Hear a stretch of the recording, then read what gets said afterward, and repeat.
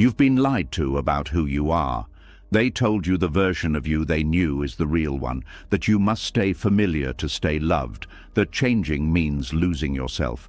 But if that were true, why does the old identity feel like clothes that no longer fit? Why do old roles feel exhausting to perform? Why do you feel a quiet distance from the person you used to be? The truth is, the version of you they knew no longer exists. You are not meant to stay frozen in someone else's memory. You are meant to change, to awaken, to outgrow the life that once defined you, and Buddhist teachings reveal why this transformation is not loss, but liberation. For centuries, the wisest minds understood that suffering begins when we cling to a fixed self in a world that never stops moving. Not through force, not through rebellion, but through awareness, the kind that lets you release who you were without fear of who you are becoming. Tonight, as you listen, something will loosen inside you. You will stop trying to return to the person others remember. The pressure to be understood will fade. A calm strength will take its place. And when you wake up tomorrow, you will see clearly that becoming unrecognizable was never betrayal. It was evolution. This isn't just another audio to fall asleep to. This is the moment you accept that you are allowed to change, even if no one else understands. Are you ready? Let's begin. Something inside you went quiet after that realization.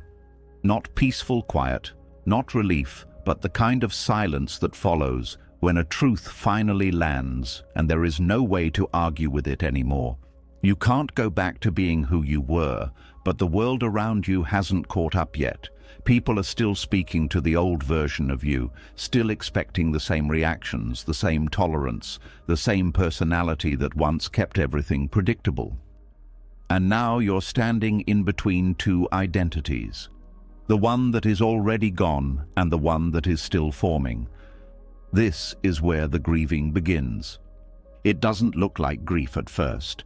There are no ceremonies for it, no clear moment where everyone acknowledges what was lost. It shows up in small, confusing ways. A conversation that suddenly feels heavy. A joke that no longer feels funny. A situation you used to tolerate that now drains you in minutes. You start noticing how much effort it takes to act like your former self, like wearing a costume that once fit perfectly but now feels tight across your chest. And the hardest part is that no one else can see the discomfort. From the outside, you look the same. Inside, everything has shifted. Grieving the identity others still expect is a strange kind of loss, because the person you're mourning is still technically alive. It's you. You remember how that version of you thought, what they feared, what they tolerated to stay loved. You understand why you became that person. At some point, it kept you safe. It helped you belong. It prevented conflict. It allowed you to survive environments that required you to shrink in order to stay included. So when you begin to let that identity fall away, it can feel like you're betraying the very strategy that carried you through life. Buddhist teachings speak of impermanence, but this is where the lesson becomes personal. Impermanence is not just about seasons changing or people aging. It is about identities dissolving. The self you performed was never permanent, only useful for a certain time. When the conditions that created it change, the identity naturally weakens. But the mind resists this process because it confuses familiarity with safety. Even if the old personality brought pain, it was predictable pain. And predictable pain feels easier to manage than the uncertainty of becoming someone new. One of the most painful parts of this grieving is the pressure to keep performing for others. People don't always demand it directly. Sometimes it comes through subtle disappointment in their voice when you respond differently. Sometimes it shows up as confusion when you don't laugh at the same things. Sometimes it appears as guilt, as if your growth is an inconvenience to those who preferred you unchanged. You start to notice how relationships can be built around roles rather than genuine connection. The helper, the peacemaker, the quiet one, the strong one, the one who never complains. When you stop playing the role, the relationship itself feels unstable, as if it depended more on your function than your presence. There is also fear mixed into the grief. If you stop being who they expect, will they still stay? Will they still love you? Will you lose the place you once had in their lives? This fear can tempt you to step back into the old personality just to restore harmony. You might catch yourself apologizing for boundaries that are actually healthy. You might explain yourself too much, hoping they will understand and allow the new you to exist without tension. But explanation rarely solves this kind of problem because the issue is not misunderstanding, it is attachment. They are attached to who you were. And you might still be attached to being seen as that person. Letting go of the pressure to perform begins quietly. It starts with noticing when you are acting instead of living. A moment where you say yes, even though your body wants to say no. A laugh that feels forced. A silence that hides your true opinion. Each of these moments becomes a doorway to awareness. Buddhism teaches that awareness dissolves suffering because it reveals what is actually happening instead of what we pretend is happening. Once you see that you are performing, it becomes harder to keep pretending without feeling the cost. Another layer of grief appears when you realize that some people only felt comfortable with the wounded version of you. They understood you when you were struggling because your pain made you relatable. Your healing creates distance because it removes the dynamic that once connected you. This realization can feel lonely. You might question whether growth is worth the separation it creates, but the alternative would be staying wounded to preserve connection, and that is a quiet form of self-abandonment. There is also a sense of disorientation that comes with shedding an identity. If you are no longer who you were, who are you now? Without the familiar personality traits that defined you, you might feel empty for a while. This emptiness is not a sign of failure. It is space, a clearing where something more authentic can emerge. But the mind often interprets this space as loss, not possibility. It wants immediate certainty, a new label, a new story to hold on to. Buddhism encourages staying in the uncertainty long enough for clarity to grow naturally, rather than forcing a new identity too quickly. You may notice memories surfacing during this grieving process. Moments where the old identity was shaped. Times when you learned that being quiet kept the peace, that being agreeable prevented rejection, that being strong meant suppressing your needs. These memories are not returning to hurt you. They are surfacing so you can see the origin of the persona you carried. Compassion becomes essential here. Instead of judging your past self for not knowing better, you begin to appreciate the intelligence behind those survival strategies. They were not weaknesses, they were adaptations. As you continue letting go, you may feel waves of doubt. The mind might whisper that you are becoming selfish or distant. It might romanticize the past, highlighting the moments when everything seemed simpler. But simplicity is not always truth. Sometimes it was simple because you were suppressing parts of yourself that didn't fit the narrative others expected. True peace comes from integration, not performance.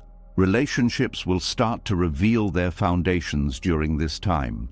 Some will adapt and grow with you, others will resist, trying to pull you back into familiar patterns. You will see clearly who is connected to your essence and who is connected to your role. This clarity can hurt, but it also prevents future confusion. Instead of guessing who truly sees you, you begin to recognize it through their response to your change. There will also be moments of relief, even in the middle of grief. Small experiences where you realize how much energy you used to spend maintaining the old identity. a conversation where you speak honestly and nothing terrible happens, a decision made without consulting everyone else's expectations. These moments feel quiet but powerful, like stepping into fresh air after years in a crowded room. The pressure to perform fades gradually, not overnight. Some days you will slip back into old habits because they are deeply conditioned. That is not failure. It is part of the unwinding process. Each time you notice it and return to authenticity, the old pattern weakens. Buddhism describes this as unlearning rather than learning, removing what was layered on top of your natural state. Eventually, the grief begins to soften. You realize you are not losing yourself. You are losing the mask that hid you. The sadness transforms into a calm acceptance that people will remember you differently than you see yourself now, and that is okay. Their memory belongs to them. Your life belongs to you. You may also develop compassion for those who struggle with your change, not because you need their approval, but because you understand how unsettling transformation can feel when someone else initiates it. Your evolution can remind them of their own stagnation, their own fears of change. This understanding prevents bitterness from taking root. You don't need to convince them. You simply continue walking your path.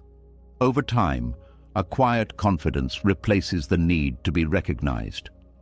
You stop waiting for permission to be who you are becoming. The grief dissolves into gratitude for the journey that brought you here. Even the old identity, with all its limitations, becomes something you honor rather than resent. It carried you to the point where you could finally release it. What remains is a sense of alignment that cannot be performed. It is not loud or dramatic. It feels steady, grounded, real. You no longer feel the urge to return to the person others remember because you see clearly that doing so would be a step away from yourself. The version of you they knew served its purpose. It was never meant to be permanent. And as this realization settles, something unexpected happens. The need to explain your change disappears. You no longer feel obligated to justify why you are different. You understand that transformation is not something that requires approval to be valid. It simply unfolds, like seasons shifting without asking permission from the trees. This is the quiet freedom that follows the grief, not the absence of sadness, but the presence of truth. You stop performing. You stop apologizing for evolving. You stop carrying the emotional weight of expectations that no longer belong to you. And in that space, a new identity begins to form, not one designed to please others, but one that reflects who you are when nothing is forced. The process is slow, almost invisible, but deeply real. You are not becoming someone else. You are becoming someone closer to yourself than you have ever been. The grief was not a sign that something went wrong. It was proof that something real was changing. As the weight of performing an identity you no longer needed began to fall away, a strange space opened in your life. It wasn't relief yet. It wasn't peace either. It felt more like standing in a doorway after closing the room behind you, only to realize you don't fully belong in the next one yet. The grief of letting go quietly turned into distance, not just from who you were, but from the places and people that once felt like home. This is where transformation reveals its hidden cost. Growth doesn't just remove old masks. It changes where you can breathe comfortably. At first, the loneliness is subtle. It doesn't arrive as dramatic isolation. It shows up in moments that used to feel normal. You sit in a familiar space and something feels off, as if the emotional temperature has changed, but no one else notices. Conversations repeat patterns you no longer resonate with. Topics that once held your attention now feel shallow or exhausting. You find yourself quieter, not because you have nothing to say, but because what matters to you has shifted beyond the room's language. Outgrowing familiar environments is one of the most disorienting experiences a person can face because it removes the illusion of belonging without immediately providing a new one. These rooms were once your shelter. They held your routines, your history, your shared references with others. But transformation alters your inner world first, long before your outer world rearranges itself. So you begin to move through spaces that still look the same while feeling entirely different inside. This loneliness is not the result of rejection, it is the result of misalignment. You are not being pushed out. You simply no longer fit the emotional architecture of the room. The values that once kept you connected may now conflict with the clarity you have gained. What once felt comforting can begin to feel restrictive, like trying to breathe through fabric pressed too tightly against your face. There is also confusion because nothing obvious has changed externally. The same people are present, the same walls surround you, the same jokes circulate, yet your internal response has shifted so dramatically that it feels as though you have entered a parallel version of your own life. This is why personal transformation often feels like exile. You didn't leave intentionally. You woke up different and discovered the map no longer matches the terrain. Buddhist teachings describe this stage as part of awakening.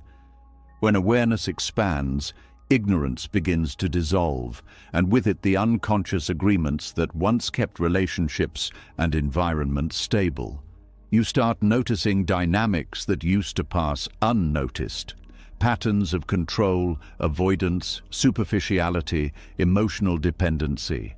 These realizations can create distance because awareness changes participation. You can no longer engage in the same way without feeling the tension between truth and habit. The exile feeling deepens when you attempt to reconnect and realize the effort is draining. You try to re-enter conversations, to act natural, to blend back in, but it feels like translating yourself into a language you no longer speak fluently. You leave interactions feeling tired rather than nourished. This is a sign that your nervous system has recalibrated to seek authenticity instead of familiarity. Loneliness in this phase is often mistaken for a problem to fix quickly. You might feel tempted to fill the silence with noise, to return to old distractions, to surround yourself with people, even if the connection is thin. But this loneliness has a purpose. It creates space for a new sense of self to stabilize without being pulled back into old patterns. If you rush to escape it, you risk rebuilding the same environment that no longer supports your growth. There is also a mourning for the comfort that used to exist. Even if the old room was limiting, it was known. There is security in predictability, even when it is unhealthy. Leaving that behind means stepping into uncertainty, and uncertainty triggers fear. The mind prefers a painful certainty over an unfamiliar possibility because at least pain can be anticipated. Freedom, on the other hand, cannot be fully predicted, and that unpredictability feels like danger to a mind trained by habit. Another layer of loneliness comes from the realization that not everyone will follow you into this new phase. Some people will remain exactly where they are, not because they don't care about you, but because their journey is different. You might wish they could see what you see, feel what you feel, grow alongside you. But growth cannot be forced or transferred. Each person awakens at their own pace, and sometimes paths that once ran parallel begin to diverge quietly. This divergence can feel like loss even when no conflict occurs. You may still care deeply about these people. You may still share history and affection, but the energy that once connected you begins to thin. Visits feel shorter. Conversations feel less satisfying. The silence afterward feels louder. It becomes clear that connection built on past versions of yourself cannot fully sustain the present one. During this exile phase, you may also encounter the fear that you will never find a place where you truly belong again. The mind starts creating stories. Maybe you changed too much. Maybe you became too distant. Maybe you lost something essential. Buddhism addresses this fear by reminding us that belonging is not found in rooms, but in awareness. When you become at home within yourself, the environment becomes less threatening. The exile dissolves into solitude, and solitude becomes fertile rather than empty. Solitude is different from loneliness. Loneliness feels like absence. Solitude feels like presence without distraction. As you spend time in this quieter space, you begin to hear your own thoughts more clearly. You notice what genuinely interests you, what energizes you, what no longer deserves your time. This self-knowledge could not have developed in the noise of the old environment because it required silence to surface. You also start to rebuild your relationship with yourself. For years, your identity may have been shaped by external feedback, how others reacted to you, what they expected, what roles you played. Without constant interaction reinforcing those roles, you begin to discover who you are without an audience. This discovery can feel both liberating and unsettling. Freedom without structure requires trust in your own judgment. Gradually, signs of a new life begin to appear. You encounter conversations that feel refreshing instead of exhausting. You meet people who respond to your authenticity with curiosity rather than discomfort. You find spaces where silence is not awkward, where depth is welcomed, where presence matters more than performance. These encounters may be rare at first, but they confirm that the exile was temporary, not permanent. You also learn to stop measuring connection by quantity. Instead of needing many people around you, you begin to value the quality of presence. A single, genuine conversation can feel more fulfilling than hours spent in superficial interaction. Your tolerance for empty engagement decreases because you now understand the cost of abandoning yourself for the sake of company. There is a quiet strength that develops during this period. You become less reactive to opinions, less desperate for validation, less afraid of being misunderstood. You realize that belonging does not require shrinking or pretending. It requires alignment between your inner world and your outer life. When that alignment exists, even a small circle can feel expansive.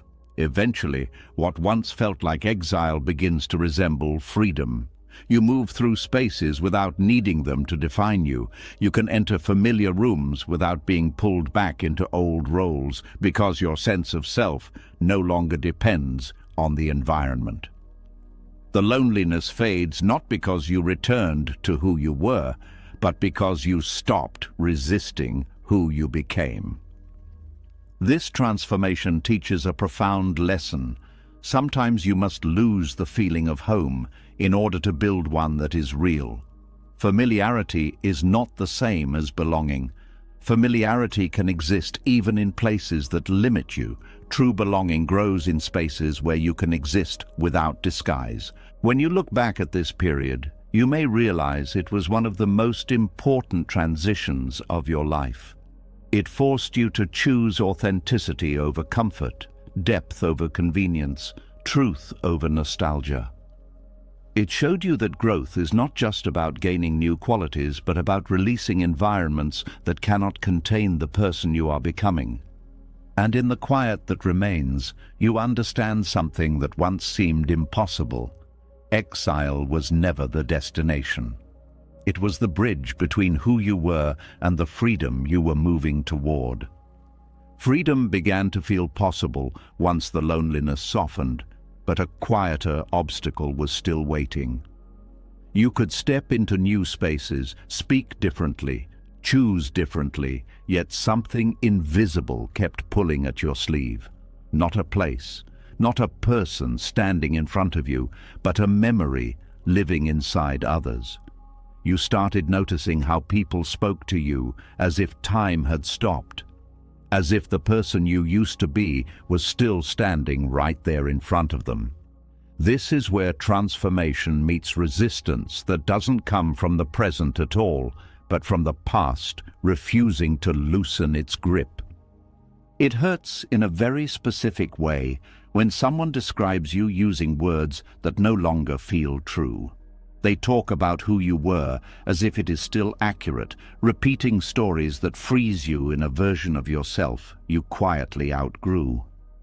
At first, you might smile and nod, not wanting to create discomfort. But inside, something tightens.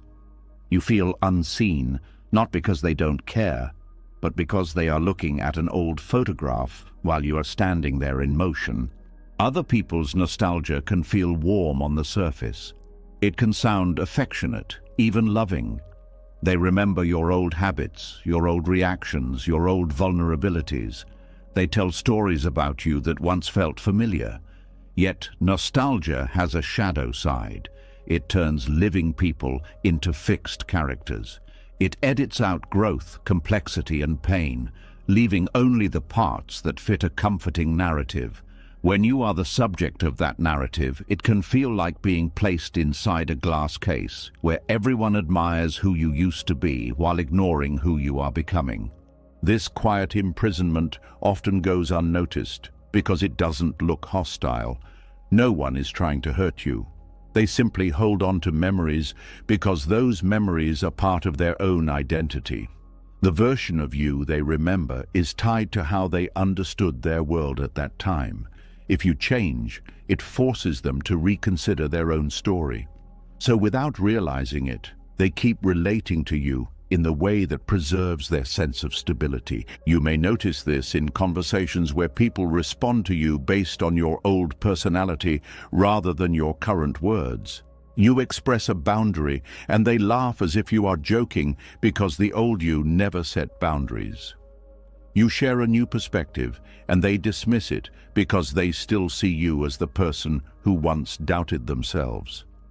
They might even bring up your past mistakes repeatedly, not out of cruelty, but because those mistakes are part of the image they have stored.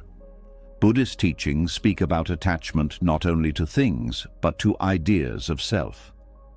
This includes the ideas other people hold about you. Their attachment becomes a subtle pressure on your present moment.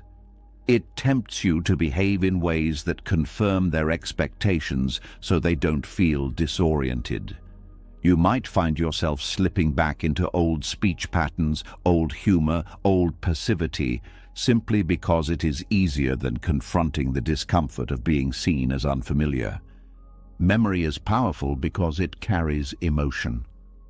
When someone reminisces about the past, it can awaken your own nostalgia. You might start doubting whether your change was necessary. You might wonder if you lost something valuable along the way. But nostalgia rarely shows the full picture. It highlights the pleasant fragments and blurs the pain that led to transformation in the first place. What feels like longing for simpler times is often longing for a time when you didn't yet know what you know now.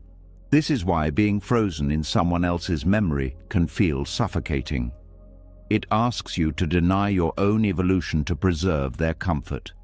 It invites you to perform a role that no longer aligns with your awareness. Over time, this performance becomes exhausting because it splits your energy. Part of you is trying to stay authentic while another part is trying to maintain harmony. You might start avoiding certain people or situations because you anticipate being pulled back into that past role. Not because you dislike them, but because interacting feels like stepping into a time capsule. You leave feeling drained, as if you spent hours pretending to be someone else. This avoidance can create guilt, especially if the people involved were important in your life. You question whether distancing yourself is selfish, even though staying connected in the old way feels dishonest. Another challenge appears when people resist acknowledging your growth. They may respond defensively when you act differently, interpreting your change as judgment or rejection. Your calm may feel threatening to someone used to your emotional reactivity. Your independence may feel like abandonment to someone who relied on your availability. Their reaction is less about you and more about the shift in the dynamic they depended on. Understanding this does not eliminate the pain, but it prevents resentment from taking root. You begin to see that their nostalgia is not an attack. It is a form of clinging, driven by fear of losing what felt familiar. Compassion becomes possible when you recognize that they are also grieving, even if they cannot articulate it. They are losing the version of you that helped them feel secure. At the same time, compassion does not require self-betrayal. You can acknowledge their memories without stepping back into the role they expect. This balance takes practice. It involves responding from your present awareness while allowing them time to adjust. Some will eventually see you clearly. Others may continue relating to the past version indefinitely. Your peace cannot depend on their ability to update their perception. Buddhism teaches that identity is fluid, a process rather than a fixed entity. When you internalize this truth, you stop feeling obligated to remain consistent with someone else's memory. You understand that their image of you belongs to their mind, not to your life. You are free to change, even if the change is inconvenient for others. Letting go of the need to be remembered accurately is a turning point. It releases you from the invisible contract that says you must behave in ways that confirm the past. You accept that some people will always think of you as who you were, and that is not something you need to correct. Trying to manage everyone's perception would consume the energy needed to live authentically. There is also relief in recognizing that you are not responsible for maintaining someone else's nostalgia. Their memories are part of their journey, just as your transformation is part of yours. When you stop trying to reconcile the two, a sense of spaciousness appears. You can appreciate the shared history without being trapped inside it. You may still feel moments of sadness when you realize that certain connections cannot evolve with you. The stories you once shared may no longer carry the same meaning.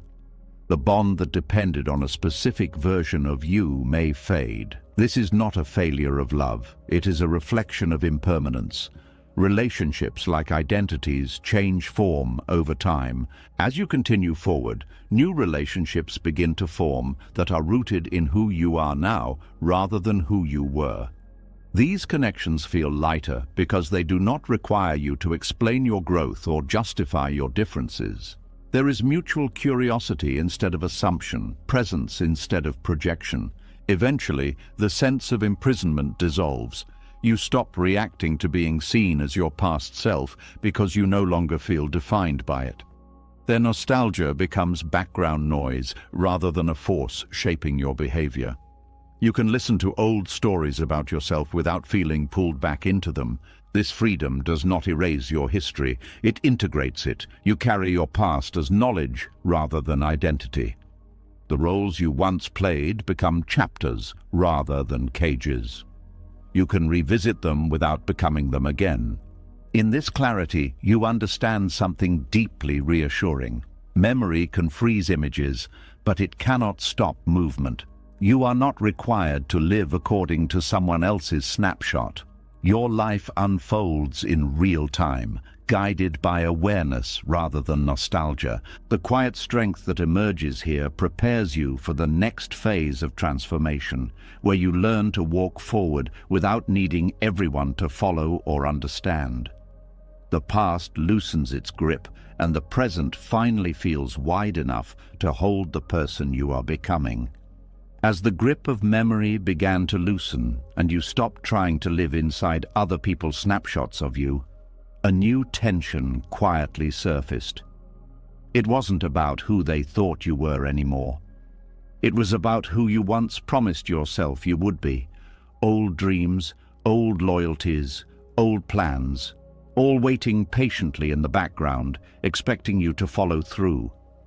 You started to notice that growth doesn't just distance you from people.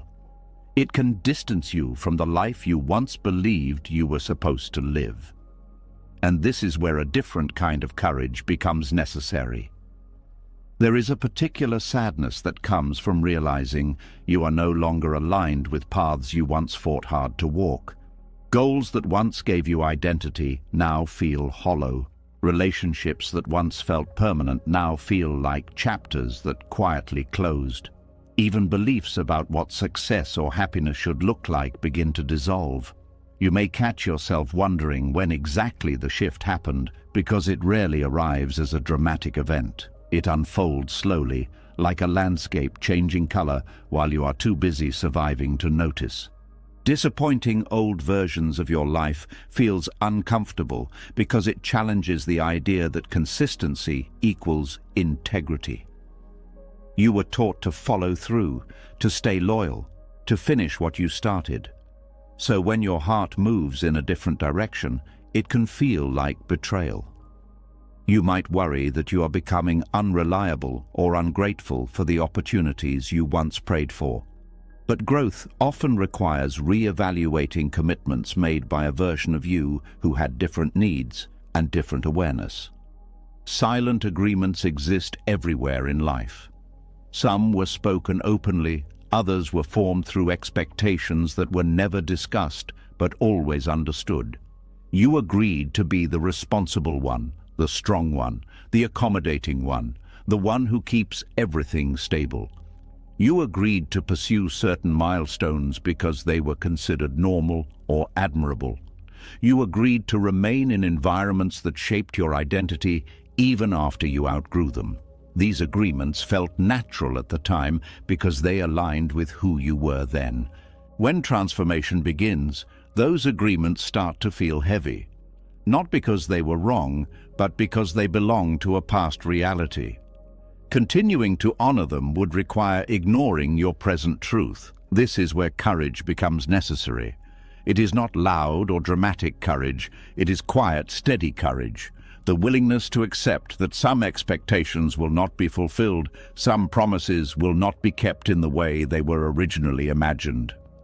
You may feel guilt when you step away from paths that once defined you. Guilt for changing direction, for leaving roles unfinished, for no longer being who others relied on you to be. This guilt is rooted in empathy. You care about how your choices affect others. But guilt can also keep you stuck if it prevents honest evaluation of what is actually healthy for you now. Buddhism encourages compassion balanced with wisdom, caring without abandoning clarity. Another layer of this courage involves disappointing your own past hopes. There were dreams you held on to because they represented security, recognition, or belonging. Letting go of them can feel like admitting defeat, even when the release is necessary for growth. You might question whether you gave up too soon, whether perseverance would have eventually paid off. But not every path is meant to be completed. Some exist to lead you toward awareness of what truly matters. The difficulty lies in accepting that the person who made those plans was operating with limited information. They could not foresee the experiences that would reshape your priorities. They could not anticipate the ways your values would evolve. Holding yourself accountable to their vision indefinitely would be like expecting a child's drawing to guide an architect's blueprint. It was meaningful at the time, but it cannot define the structure you are building now. There is also fear of how others will interpret your shift. They may see your change as inconsistency, instability, or lack of commitment. They may remind you of what you said you would do, what you once believed, who you used to be.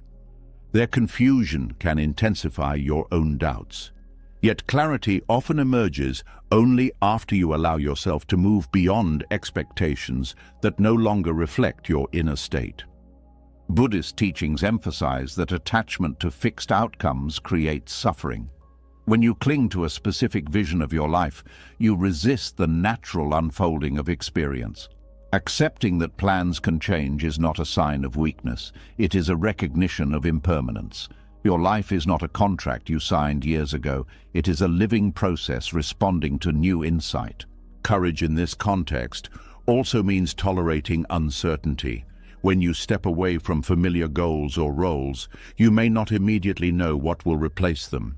This gap can feel frightening because it removes the structure that once guided your decisions.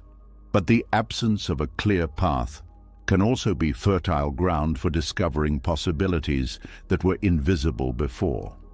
When you are not confined to predetermined outcomes, creativity and intuition have space to emerge. You may notice resistance from within as well as from others.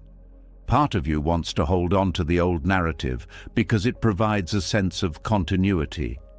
Letting go feels like dissolving the story that once explained your life. But stories are tools, not prisons. They are meant to evolve as you gain new understanding. The courage to disappoint your past is the courage to update your story in real time. Relationships can shift during this process because they were built around shared expectations. When you move away from those expectations, the dynamic changes. Some people will adapt and support your evolution. Others may struggle because your change disrupts their own sense of stability.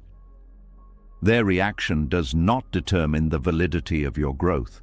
It simply reflects their capacity to adjust. It is important to recognize that disappointing old versions of your life does not erase the value of what came before. The experiences, lessons, and connections you gained remain part of you. You are not rejecting your past. You are integrating it while allowing yourself to move forward. This distinction prevents bitterness from replacing gratitude. There will be moments when nostalgia tempts you to return to what felt simpler. When uncertainty becomes overwhelming, the familiarity of old paths can seem comforting, but comfort alone cannot sustain fulfillment. If a direction no longer resonates, returning to it will eventually recreate the same tension that led you away. Trusting your present awareness requires patience with discomfort. As you continue, a quiet confidence begins to form. You realize that your life does not have to make sense to your past self or to those who remember you differently. The only requirement is that it aligns with your current truth. This alignment becomes a source of stability that external approval cannot provide. You also learn that disappointing expectations does not mean abandoning responsibility. It means redefining responsibility in a way that includes your well-being. You can still care deeply about others while refusing to sacrifice your growth to maintain outdated agreements. This balance is delicate, but it is essential for sustainable change. Over time, the fear of disappointing fades because you see the benefits of authenticity. Decisions become clearer. Energy that was once spent maintaining appearances becomes available for meaningful pursuits. You feel less fragmented because your actions reflect your inner state instead of contradicting it. Eventually, you understand that courage is not the absence of fear, but the willingness to act despite it. Each step away from old expectations strengthens your trust in yourself. Each honest decision reinforces the idea that your life belongs to the present, not to the past. This courage prepares you for the next stage of transformation, where compassion extends not only toward others, but toward the versions of yourself that struggled before you knew another way.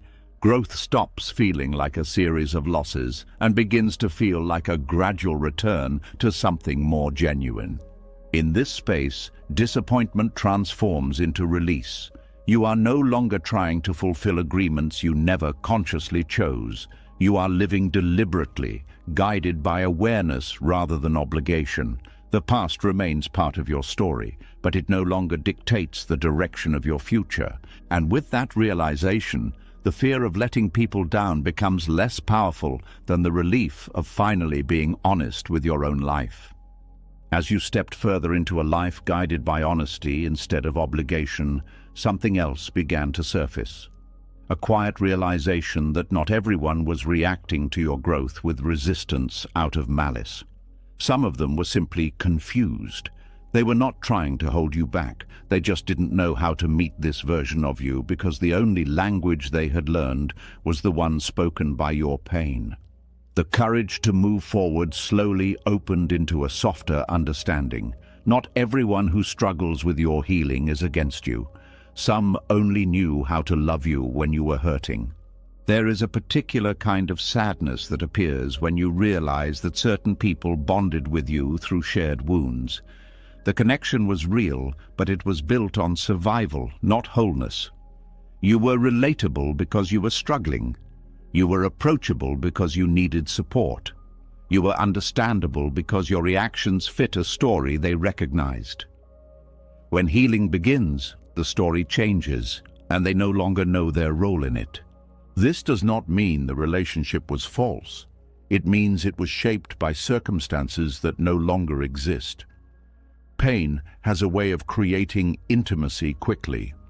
When two people recognize the same hurt in each other, it forms a bridge that feels strong because it is rooted in vulnerability. But when one person starts to heal, the bridge changes.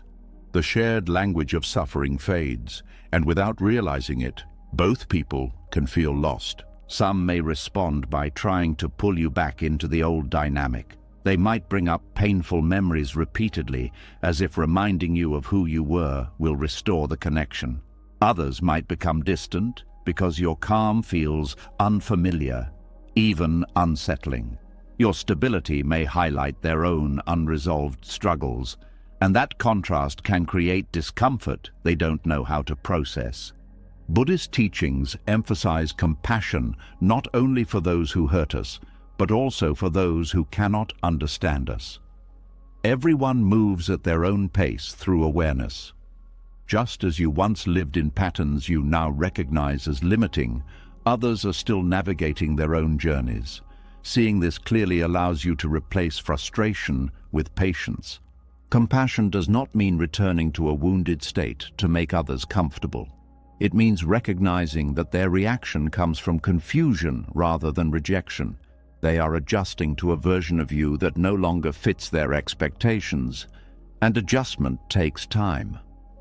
Some will learn to relate to you in a new way. Others may not. Compassion allows you to accept both outcomes without bitterness.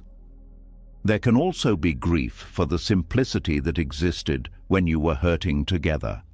Shared struggle created a sense of unity. Healing can feel isolating because it changes the emotional balance. You may find yourself wanting to help them the way they once helped you, but healing cannot be forced. Offering support without trying to fix them becomes the most respectful approach.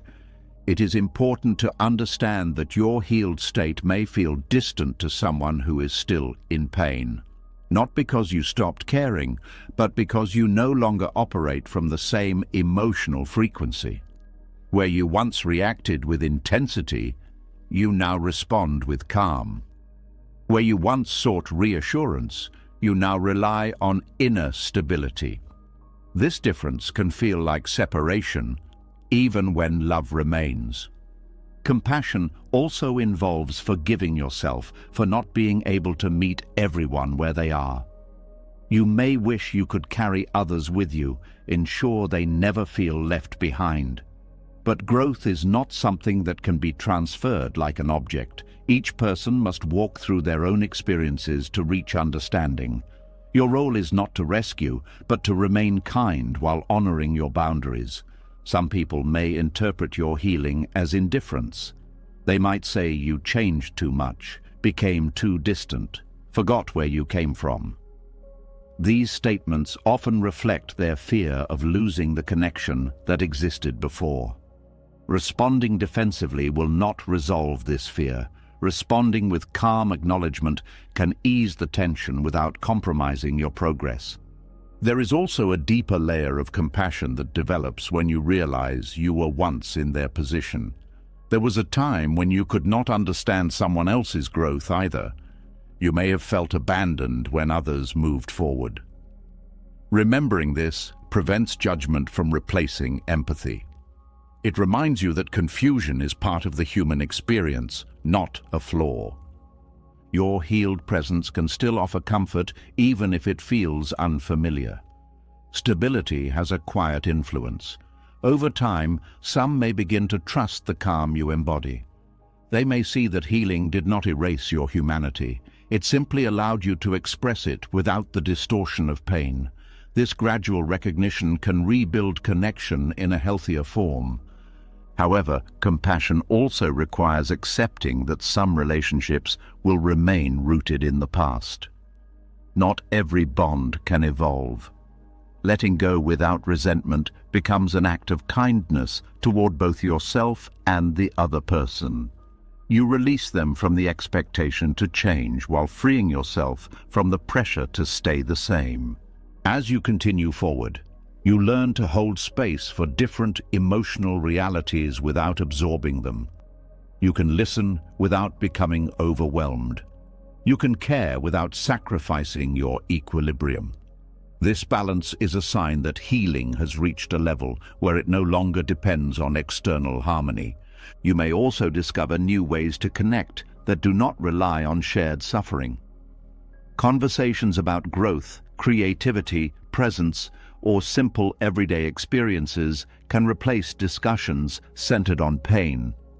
These connections feel lighter because they are not anchored in survival mode. They allow joy to become part of the relationship. Compassion transforms the narrative from separation to understanding. Instead of seeing yourself as someone who left others behind, you begin to see yourself as someone who walked a path that is open to anyone willing to take it. Your healing becomes a quiet invitation rather than a dividing line. There is peace in knowing that you do not need everyone to relate to your present self for it to be valid. Recognition is not a requirement for authenticity.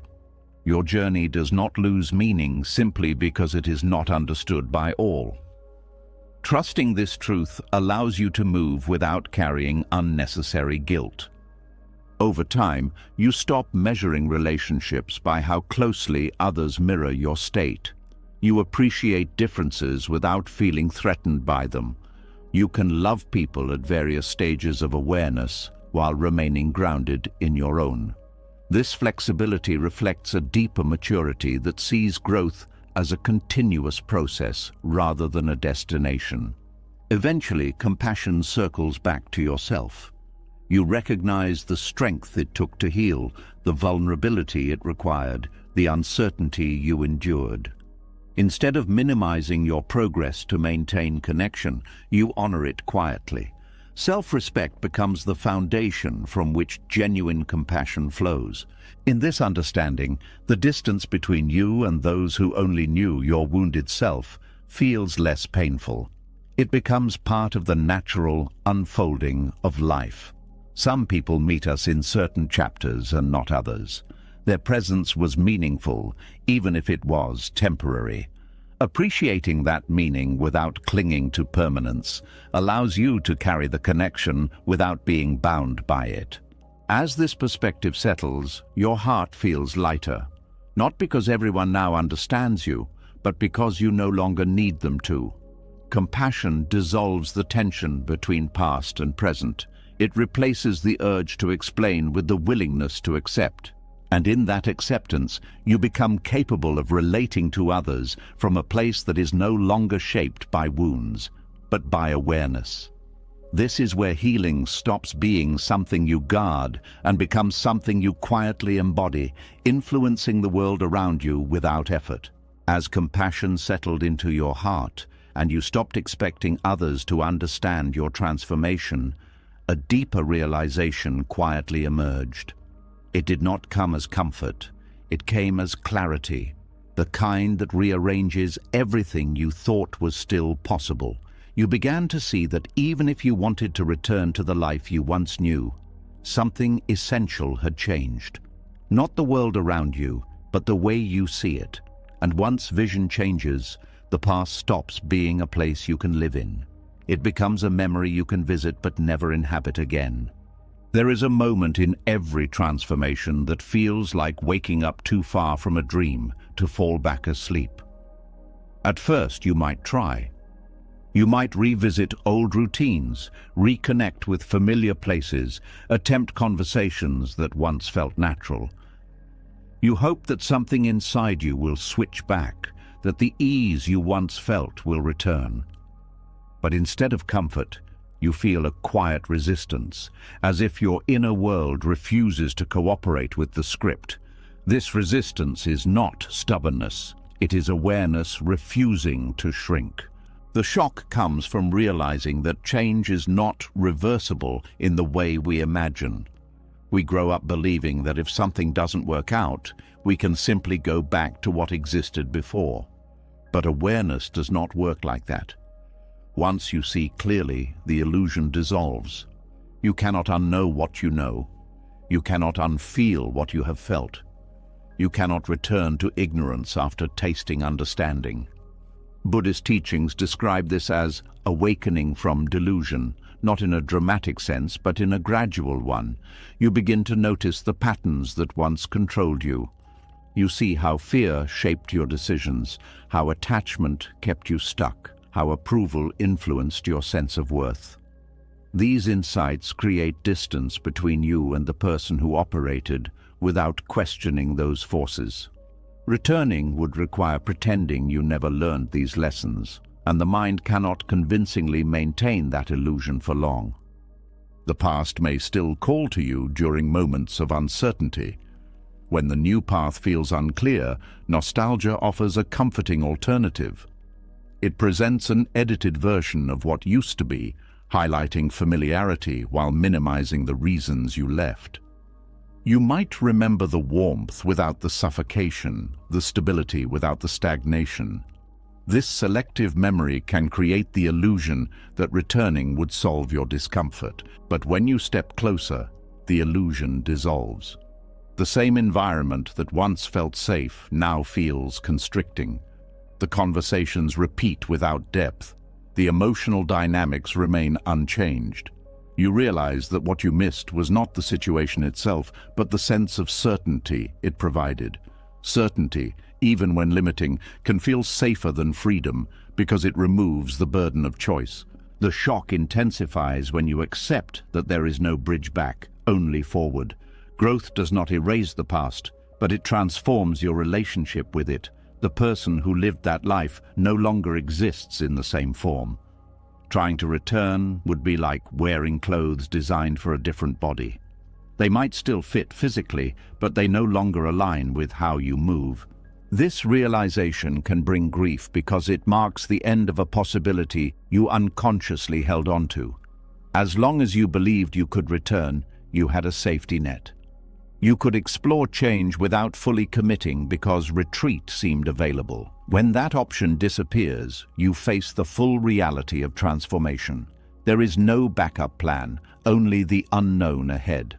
You may also feel a sense of betrayal, not toward others, but toward time itself. Why didn't anyone explain that awareness changes everything? Why didn't anyone warn you that growth can isolate you from your own history? These questions reflect the human desire for stability in a world defined by impermanence. Buddhism answers by reminding us that change is the only constant, even when we resist it. As awareness expands, your perception of meaning shifts. Activities that once seemed important may lose their appeal. Conflicts that once consumed you may appear insignificant. The urgency you once felt begins to fade, replaced by a quieter understanding of what truly matters. This shift can create distance between you and those who are still engaged in the patterns you left behind, not because you consider yourself better, but because your priorities have evolved. There is also a physical sensation to this realization. A heaviness in the chest, a tightness in the throat, a quiet fatigue that comes from processing something irreversible. Your body understands before your mind fully accepts it. It knows you are crossing a threshold that cannot be uncrossed. Allowing these feelings to surface without resistance helps the transition unfold naturally. You might question whether you would be happier if you had never changed. This thought often appears during moments of loneliness or doubt. It romanticizes the past as simpler, ignoring the dissatisfaction that initiated the journey. But happiness based on ignorance is fragile. It depends on not seeing what lies beneath the surface. Once awareness exposes the deeper layers, superficial contentment cannot sustain itself. Another aspect of the shock is realizing that not everyone will recognize your transformation. Some may still treat you as if nothing has changed, reinforcing the sense of disconnection. You might feel tempted to explain your experience, to seek validation for what you are going through. Yet words often fall short because awareness is experiential, not conceptual. It cannot be fully communicated, only lived. Gradually, acceptance begins to replace shock. You stop searching for ways to return and start exploring how to move forward with intention. The unknown becomes less threatening when you approach it with curiosity rather than fear. You begin to see that not being able to go back is not a punishment, but an invitation to create something new. Freedom emerges from this acceptance. Without the option of retreat, you invest fully in the present. You pay closer attention to what aligns with your values, what nourishes your spirit, what feels genuine rather than performative. Decisions become less about avoiding discomfort and more about honoring truth. You may also discover a deeper appreciation for impermanence. Knowing that nothing can be held permanently encourages you to engage with life more fully. Moments become precious, not because they will last, but because they will not. This perspective transforms loss into a reminder of presence rather than a source of despair. Relationships evolve as well. Those who resonate with your awareness remain, while others fade naturally. The connections that endure feel more authentic because they are based on who you are now, not who you were. You stop trying to recreate the past and start building bonds that reflect your current understanding. There is peace in realizing that forward movement does not require certainty. You do not need to know exactly where you are going to trust that you cannot return to where you were. Trust becomes the foundation of your journey, replacing the illusion of control. Over time, the shock fades into quiet gratitude. You recognize that awareness, even when painful, is a gift. It frees you from repeating patterns that once limited your growth. It opens possibilities that were invisible before. It allows you to live with intention rather than habit. You may still visit the past through memories, but you no longer feel tempted to stay there. The memories become part of your story, not a place you long to inhabit. You carry them with understanding instead of attachment. In this clarity, you realize that return was never truly possible. Even if circumstances remained unchanged, time would have altered you in subtle ways. The idea of going back was always an illusion created by fear of the unknown. Seeing through that illusion is what transforms shock into liberation, and in that liberation, you find a quiet readiness for whatever comes next. Not because you have all the answers, but because you no longer need them to keep moving. When the shock faded and acceptance took its place, something quieter began to happen. You stopped looking over your shoulder. The past no longer felt like a door you might reopen, and the future no longer felt like something you needed to force into shape. Instead, there was a steady awareness that your life was already moving in a new direction, even if no one else had noticed yet. You didn't feel the urge to explain yourself anymore. You didn't feel the need to justify why you were different. The change was no longer an argument you had to win. It was simply a reality you were living. There is a subtle power in allowing transformation to unfold without announcing it. In the beginning of any change, there is often a desire to declare it, to tell people who you are becoming so they can understand and adjust. This impulse comes from the fear of being misinterpreted. You want reassurance that your growth will not isolate you, that others will meet you halfway if they know what is happening inside you. But as awareness deepens, you realize that not all changes need witnesses to be valid. Living your evolution quietly creates a different kind of stability. Instead of seeking approval, you focus on alignment. Your actions begin to reflect your new understanding without requiring explanation. You say no when something feels wrong, not as a statement, but as a natural response. You walk away from environments that drain you without making a speech about it. You choose differently, and over time, those choices speak more clearly than any words could. This quiet rewriting of your story can feel strange at first because you were conditioned to communicate everything. You were taught that transparency equals honesty, that others deserve to know your reasons. But there is a difference between secrecy and privacy. Secrecy hides out of fear. Privacy protects what is still forming. Some transformations are too delicate to expose to constant scrutiny. They need space to grow without being questioned at every step. Buddhist teachings emphasize the importance of right action over right speech when it comes to personal growth. Words can create attachment to identity. When you declare who you are becoming, you risk turning that identity into something rigid. Living the change keeps it fluid. It allows you to adjust naturally as you learn, without feeling bound by what you said earlier. You may notice that people begin to respond to you differently, even if you never explain why. They sense the shift in your energy. Conversations that once pulled you into drama lose their grip because you no longer feed them. Situations that once intimidated you no longer hold the same power. Your calm presence communicates boundaries more effectively than any argument. There will still be moments when others question your silence. They may ask why you are distant, why you are not as available, why you seem different. You might feel the urge to provide a detailed explanation to ease their discomfort. But sometimes the most honest response is simplicity. You do not owe a full narrative for every step of your evolution. A gentle acknowledgement without elaboration can maintain peace while preserving your space. Rewriting your story without announcing it also protects you from unnecessary conflict. Not everyone is ready to accept your growth, and explaining yourself repeatedly can drain your energy. Living quietly allows those who are receptive to adjust naturally, while those who are not may drift away without confrontation. This process reduces friction because it removes the need for persuasion.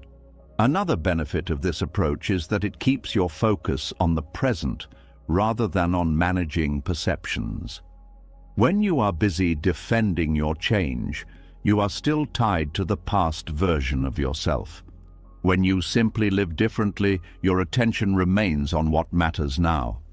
This shift strengthens your sense of autonomy. There is also a deeper humility in allowing actions to speak. You do not present yourself as someone who has figured everything out. You remain open to growth because you are not attached to a declared identity. This openness creates space for continuous learning. It prevents the ego from turning transformation into a performance. You may begin to notice how much of your previous life involved explaining, justifying, negotiating your existence. Letting go of that habit can feel liberating. Conversations become simpler because you are not trying to control how you are perceived. You express what is necessary and let the rest unfold naturally.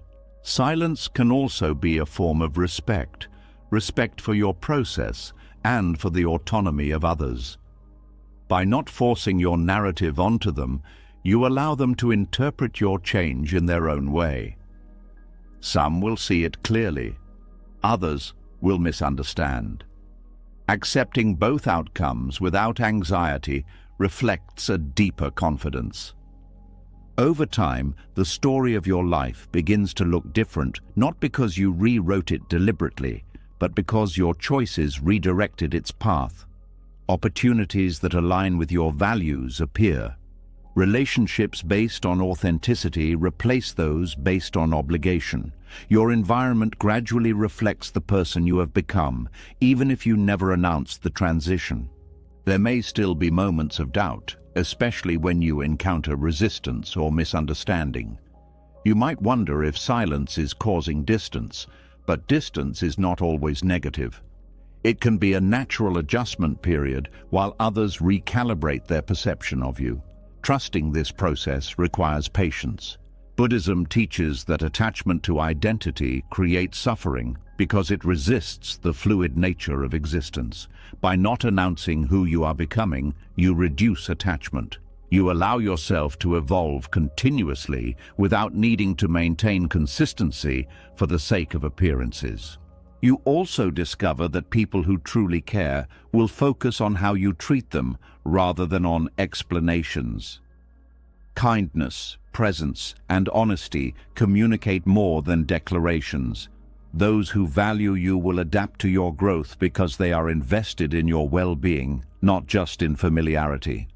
As you continue, you may feel a quiet satisfaction in knowing that your life reflects your truth without needing validation.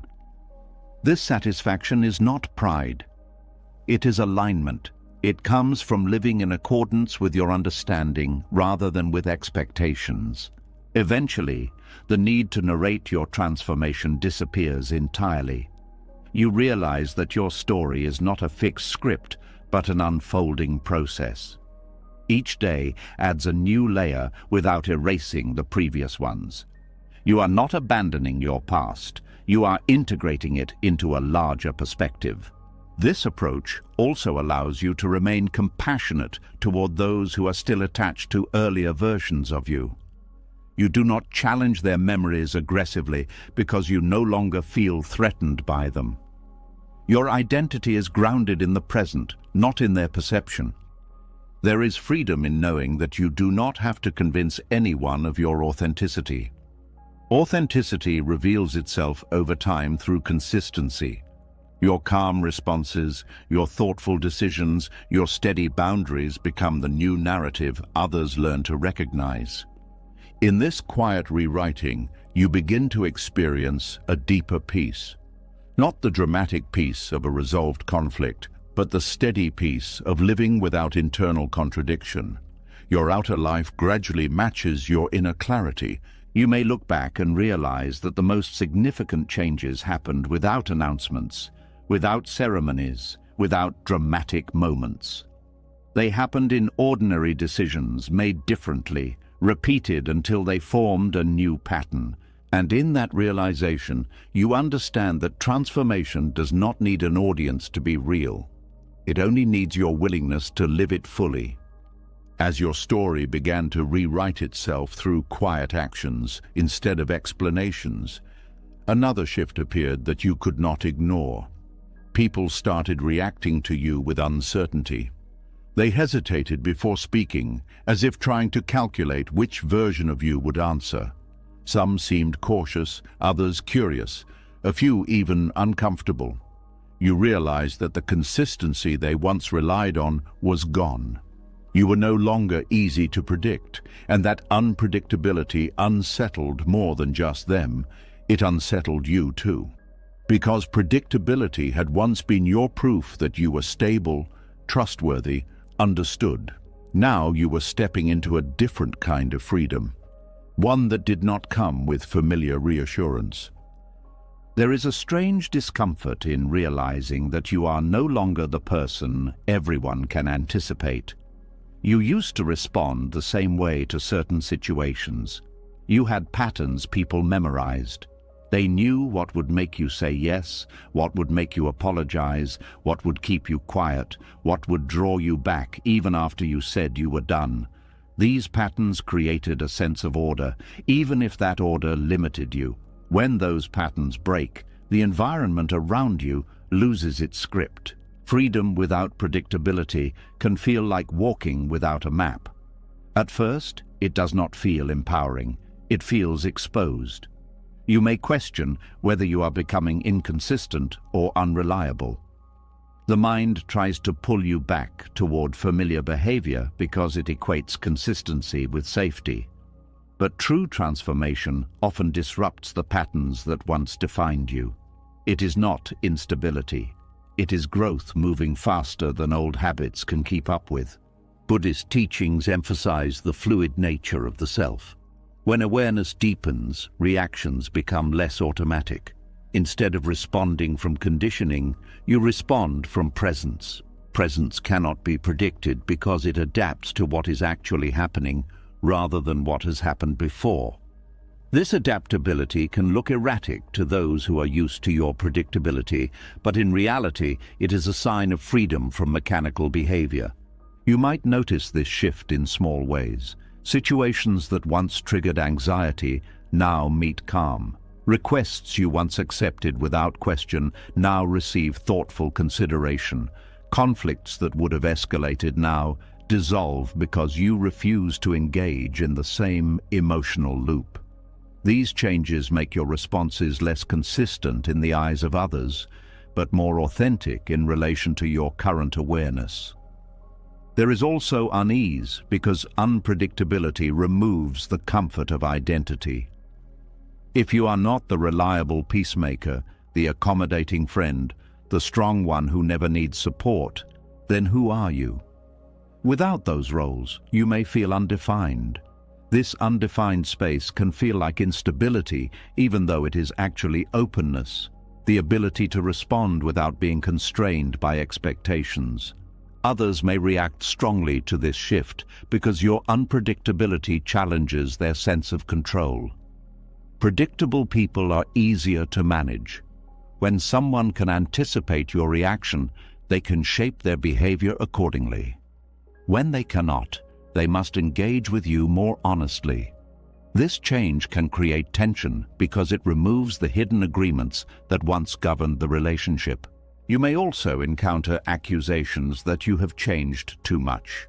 People might interpret your unpredictability as moodiness or inconsistency. They may try to diagnose your growth as a problem because it disrupts their comfort. Recognizing this reaction as fear rather than truth allows you to stay grounded. Their discomfort does not define your transformation. Freedom from predictability also means freedom from manipulation. When your responses are no longer automatic, others cannot rely on old triggers to influence you.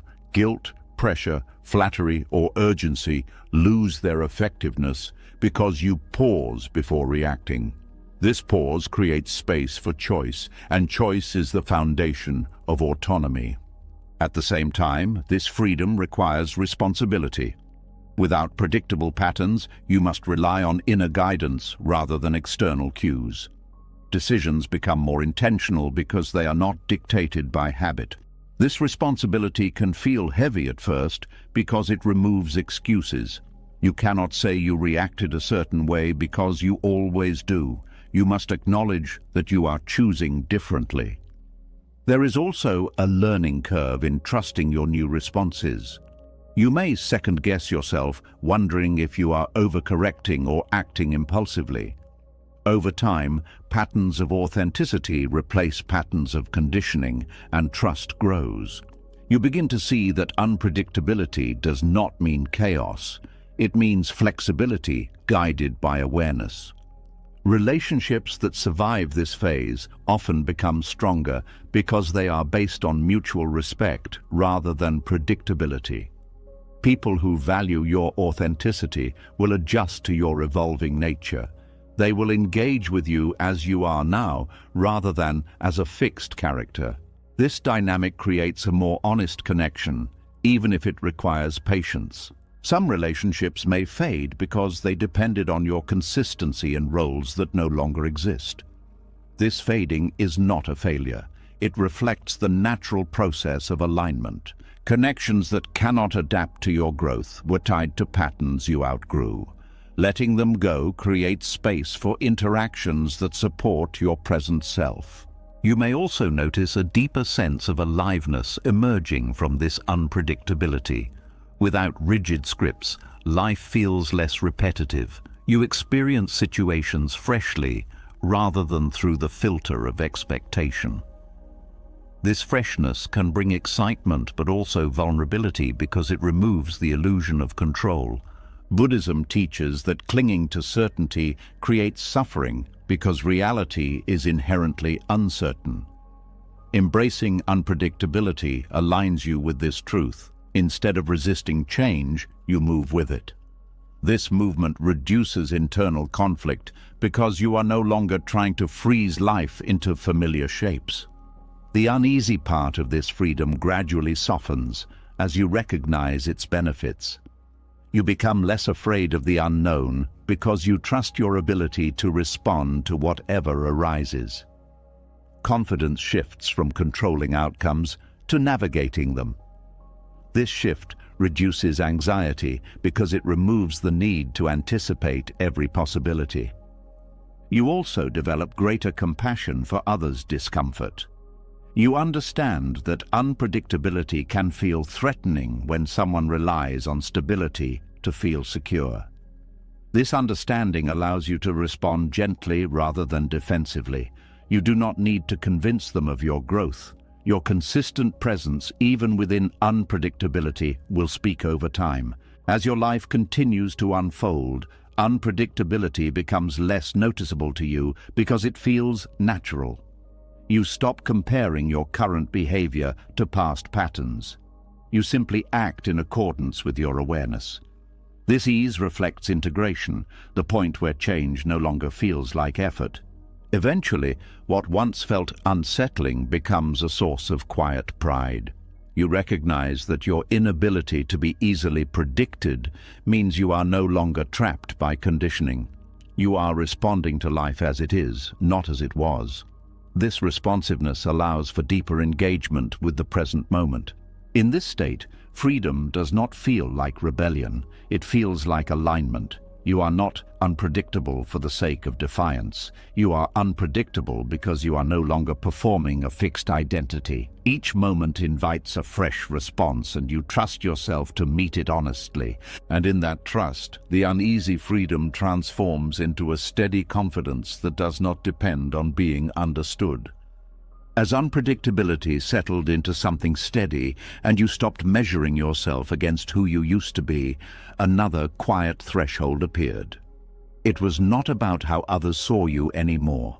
It was about who you were when no one was watching at all, without the familiar reactions, without the reminders of your past roles, without the people who knew your history. You were left alone with something both liberating and unsettling: your own presence. And in that silence, a question surfaced that no one else could answer for you. There is a unique vulnerability in being alone without witnesses to your past. For years, your identity was reinforced through interaction. People remembered your stories, reflected your habits back to you, reminded you of the roles you played. Their presence created continuity, a sense that you were still the same person because they treated you as such. When those witnesses are absent, continuity dissolves. You are not required to perform any version of yourself, and that freedom can feel disorienting. At first, the absence of witnesses might feel like relief. No expectations to meet, no need to maintain a persona, no pressure to explain your choices. But relief quickly gives way to uncertainty. Without external reference points, you may struggle to define yourself.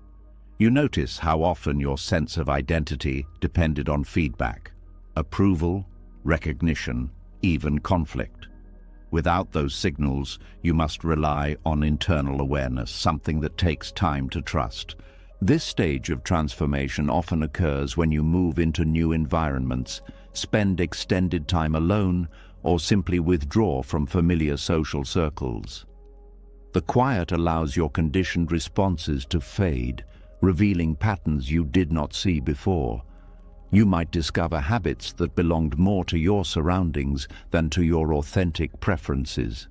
Interests that once felt essential may no longer resonate when no one is there to validate them. Buddhist teachings emphasize the illusion of a fixed self. When you meet yourself without witnesses, this illusion becomes easier to see. Identity is revealed as a collection of memories, roles, and expectations rather than a permanent essence. This realization can feel unsettling because it removes the solidity you once relied on, but it also opens the possibility of redefining yourself based on present awareness rather than past conditioning. You may experience moments of emptiness during this process, not a painful emptiness, but a neutral one, like a blank page waiting to be written. This emptiness is often misunderstood as loneliness or loss of purpose. In reality, it is space, the absence of imposed narratives. Learning to sit with this space without rushing to fill it is a crucial part of self-discovery. Without witnesses, you are free to explore aspects of yourself that were suppressed before. You might experiment with new routines, new ways of thinking, new priorities. There is no audience to judge whether these changes are consistent with your past. This freedom allows for authenticity to emerge organically rather than through deliberate reinvention. However, the lack of external validation can also trigger doubt. You might wonder if your growth is real or if it only existed in contrast to others. When no one is there to acknowledge your change, it can feel invisible. This invisibility tests your commitment to authenticity. Are you still the person you have become when no one affirms it? Can you trust your inner clarity without external confirmation? Meeting yourself alone also reveals how you relate to silence. If you were accustomed to constant stimulation, the quiet can feel uncomfortable. Thoughts that were drowned out by noise begin to surface. Unresolved emotions may appear with surprising intensity. Instead of distractions to escape them, you have only awareness. This confrontation is not meant to overwhelm you, but to allow integration of experiences that were previously avoided. As you remain in this space, a deeper sense of self begins to form. It is not based on labels or roles, but on direct experience. You notice what genuinely brings you peace rather than what you were told should. You recognize your natural rhythms without adjusting them to fit expectations. You start making decisions that align with your values, even when no one is there to approve them. This self-knowledge creates a quiet confidence, not the loud confidence of performance, but the calm assurance that you can exist without needing to prove anything. You become less reactive to opinions because your sense of identity no longer depends on being understood. Misinterpretation loses its power because it does not threaten your internal stability. You may also develop a new appreciation for solitude. What once felt like isolation begins to feel like refuge. Solitude becomes a place where you can return to yourself, recalibrate, and observe life without distortion. This relationship with solitude reduces the fear of being alone, allowing you to choose connection rather than cling to it. When you eventually re-enter social environments, you bring this self-awareness with you. Interactions feel different because you are not seeking confirmation of who you are. You engage from presence rather than need. This shift often leads to more authentic connections, as you attract people who resonate with your current state rather than your past identity. There may still be moments when you miss the familiarity of being known. Being understood without explanation can feel comforting, but you also recognize that familiarity is not the same as authenticity. Being known for who you used to be can feel more isolating than being unknown while being true to yourself. Buddhism teaches that attachment to identity creates suffering because it resists change. Meeting yourself without witnesses helps dissolve this attachment. You learn to see identity as fluid, adapting to each moment rather than clinging to a fixed narrative. This flexibility reduces anxiety about maintaining consistency because you no longer need to defend a specific version of yourself. You may also find that creativity emerges more easily in this space. Without the pressure to conform, your mind explores possibilities freely. Ideas that once felt impractical or unconventional become worth considering. This creative energy reflects the release of constraints imposed by external expectations. Over time, you develop trust in your ability to navigate life independently of constant feedback. This trust does not make you indifferent to connection, but it prevents dependence on it. Relationships become choices rather than necessities, enhancing their quality. The most profound realization in this stage is that you are capable of being both alone and complete. Not perfect, not finished, but whole enough to stand without leaning on familiar structures. This wholeness is not something others can give or take away. It arises from understanding yourself beyond the roles you played. As you continue forward, you may notice that the need to revisit the past decreases. You carry your history without being defined by it. Encounters with people who knew your previous self no longer trigger confusion because you know who you are regardless of their perception. Eventually, meeting yourself without witnesses transforms from a challenge into a foundation. It becomes the place you return to whenever life feels overwhelming. A quiet center that remains steady even as circumstances change. In that center, you realize that identity does not need constant confirmation to exist. It lives in awareness, in presence, in the simple act of being fully engaged with the moment. And from that place, you step back into the world not as someone searching for themselves, but as someone who has learned how to meet themselves again and again, regardless of who is watching. After learning to meet yourself without the witnesses of your past, something else begins to change in the way you relate to unfinished stories. You realize that not every chapter will end with an explanation, not every absence will be filled with answers, and not every distance will be repaired through conversation. There are moments when life moves forward without permission from the past. At first, this feels incomplete, as if something important was left unsaid. But slowly, you start to understand that closure is not always something given by others. Sometimes it is something you grow into quietly, without anyone else even knowing it happened. There is a deep emotional tension in accepting that some situations will never be resolved externally. The mind wants clarity. It wants the final conversation, the apology, the acknowledgement that what happened mattered. Without these things, it can feel as though your experience was erased. You may replay old interactions, imagining different outcomes, searching for a sentence that could have changed everything. This looping is not weakness. It is the mind's attempt to restore balance when it feels incomplete. Yet internal closure begins when you recognize that waiting for someone else to provide resolution keeps you tied to their willingness to engage.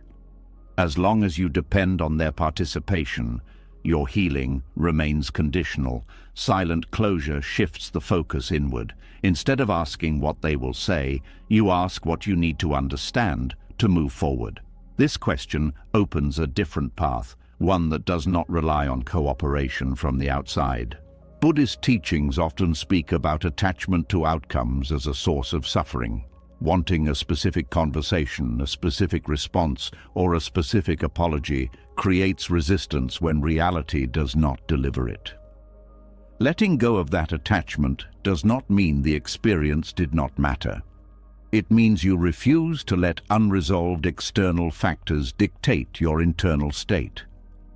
There is also grief in this process. Letting go without explanation can feel like abandoning a part of your story. You may worry that moving on silently invalidates your feelings or minimizes what happened. But internal closure is not denial. It is acknowledgement without dependence. You allow the experience to exist without requiring it to be completed in a particular way. Sometimes the absence of conversation is itself the answer. When someone chooses not to engage, they communicate their limits, even if they never articulate them. Recognizing this can be painful, but it also clarifies where you stand. You stop waiting for a version of them that may never appear. Acceptance replaces expectation. Silent closure also involves forgiving yourself for what you did not know at the time. The past often contains moments where you wish you had acted differently, spoken more clearly, or left sooner. Without external resolution, self-blame can linger, Internal closure requires compassion for your earlier self, acknowledging that you acted with the awareness you had then. As you release the need for external validation, you begin to reclaim energy that was previously spent on rumination. Thoughts about what could have been gradually lose intensity. Space opens for new experiences that are not overshadowed by unfinished business. This shift feels subtle but profound, like stepping out of a room where the air was heavy without realizing how much it was weighing on you. You may also discover that closure does not erase memory. You still remember what happened, but it no longer dominates your emotional landscape. The memory becomes a reference point rather than a wound. This transformation happens quietly, often without a specific moment you can point to. Another aspect of silent closure is accepting that not everyone will understand your perspective. There may be misunderstandings that remain unresolved, narratives that differ from your truth. Instead of fighting to correct them, you choose peace over validation. This choice reflects a deeper confidence in your own understanding. There is a paradox in this process. By not insisting on closure, you create the conditions for genuine peace. When you stop demanding resolution, the tension dissolves because there is nothing left to resist. You allow reality to be as it is, even if it is imperfect. You might notice a change in how you approach new conflicts. The urgency to resolve everything immediately decreases. You become more comfortable with uncertainty, trusting that clarity will come from awareness rather than from forcing conversation. This patience reduces reactivity and allows for more thoughtful responses. Silent closure also teaches you to recognize when continued engagement would only reopen wounds. Some conversations do not heal because the other person is not in a place to participate honestly. Walking away without final words can feel incomplete, but it protects your peace. Choosing not to reopen the past is an act of self-respect, not avoidance. As time passes, you may encounter reminders of what once felt unresolved. Instead of pulling you back into emotional turbulence, they evoke a sense of distance. You see how far you have come. The situation that once consumed your thoughts now feels like a chapter from a different life. There is also a quiet strength in knowing that you can create your own sense of completion. You do not need a ceremony or acknowledgement. Your decision to move forward becomes the closing statement. This autonomy reduces vulnerability to external disruptions because your peace is not dependent on cooperation. Buddhism teaches that everything is impermanent, including relationships, roles, and conflicts. Internal closure aligns with this understanding. You accept that life will not pause to tie every loose end. Some threads remain unfinished, not because they were unimportant, but because life continues to unfold beyond them. You may also feel compassion for those who could not provide closure. Recognizing their limitations does not excuse harmful behavior, but it releases you from resentment. You understand that people act according to their own awareness, which may not include the capacity for resolution. Over time, silent closure becomes less about letting go of others and more about returning to yourself. You invest your attention in what is present rather than what is absent. This reorientation brings a sense of stability that external resolution could never guarantee. There is a moment when you realize that you are no longer waiting, no longer checking for messages, no longer rehearsing what you would say if the opportunity appeared. That moment does not feel dramatic. It feels ordinary, almost unnoticed, like waking up one day and realizing the weight is gone. In that ordinary moment, you understand that closure was not something you received. It was something you allowed. By choosing not to hold on to unfinished expectations, you created space for peace to settle naturally. And as you continue forward, you carry the quiet knowledge that not every ending needs words to be real. As silent closure settled into your life and you stopped waiting for unfinished conversations to complete themselves, you began to notice something even more revealing. The distance you created did not affect everyone equally. Some people remained present, adjusting naturally to your peace. Others faded away, as if the connection had been tied to something that no longer existed. At first, this felt confusing, even painful. You wondered if you had done something wrong, if your growth had somehow pushed people away. But slowly, a clearer understanding began to form. Not every relationship was built to survive your healing. Some were anchored in the version of you that needed them in a very specific way. There is a difficult realization that comes when you begin to feel stronger inside. You start to see how certain bonds were sustained, not by mutual understanding, but by imbalance. When you were struggling, uncertain, or hurting, those relationships had a defined role. They offered advice, comfort, distraction, or control. Your pain created a structure that kept the connection active. Once that pain began to fade, the structure lost its purpose. At first, you may try to preserve the relationship by recreating old patterns. You might downplay your progress, speak about your life as if nothing has changed, or avoid topics that reflect your growth. This effort comes from loyalty and fear of loss, but it also reveals how much of the connection depended on your suffering being visible. When authenticity replaces performance, tension appears because the dynamic no longer fits. Buddhist teachings often describe attachment as clinging to conditions that are constantly changing. Some relationships are attached to the conditions of your pain because it gave them a clear identity. When the condition changes, they struggle to adapt. This does not necessarily mean the other person is malicious. It means the connection was formed around a shared experience that no longer defines you. You may notice that conversations feel different. Topics that once brought you together now feel heavy or irrelevant. Attempts to share your new perspective might be met with disinterest, skepticism, or subtle resistance. It can feel as though they prefer the version of you who was easier to relate to because you were operating from a familiar place of vulnerability. There is also a psychological comfort in being needed. When you were struggling, others could feel useful by helping you. Your healing removes that role, leaving them unsure of how to connect.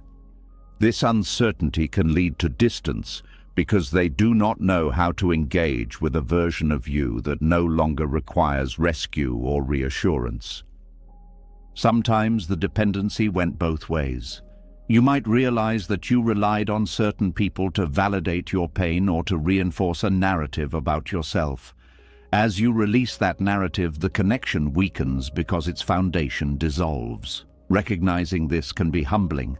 It shows that relationships are often sustained by unconscious agreements rather than conscious choice. There can also be subtle resentment from those who feel left behind by your growth. They may interpret your healing as abandonment or superiority, even if you never express it that way. Their discomfort reflects their own unresolved struggles, not your intentions.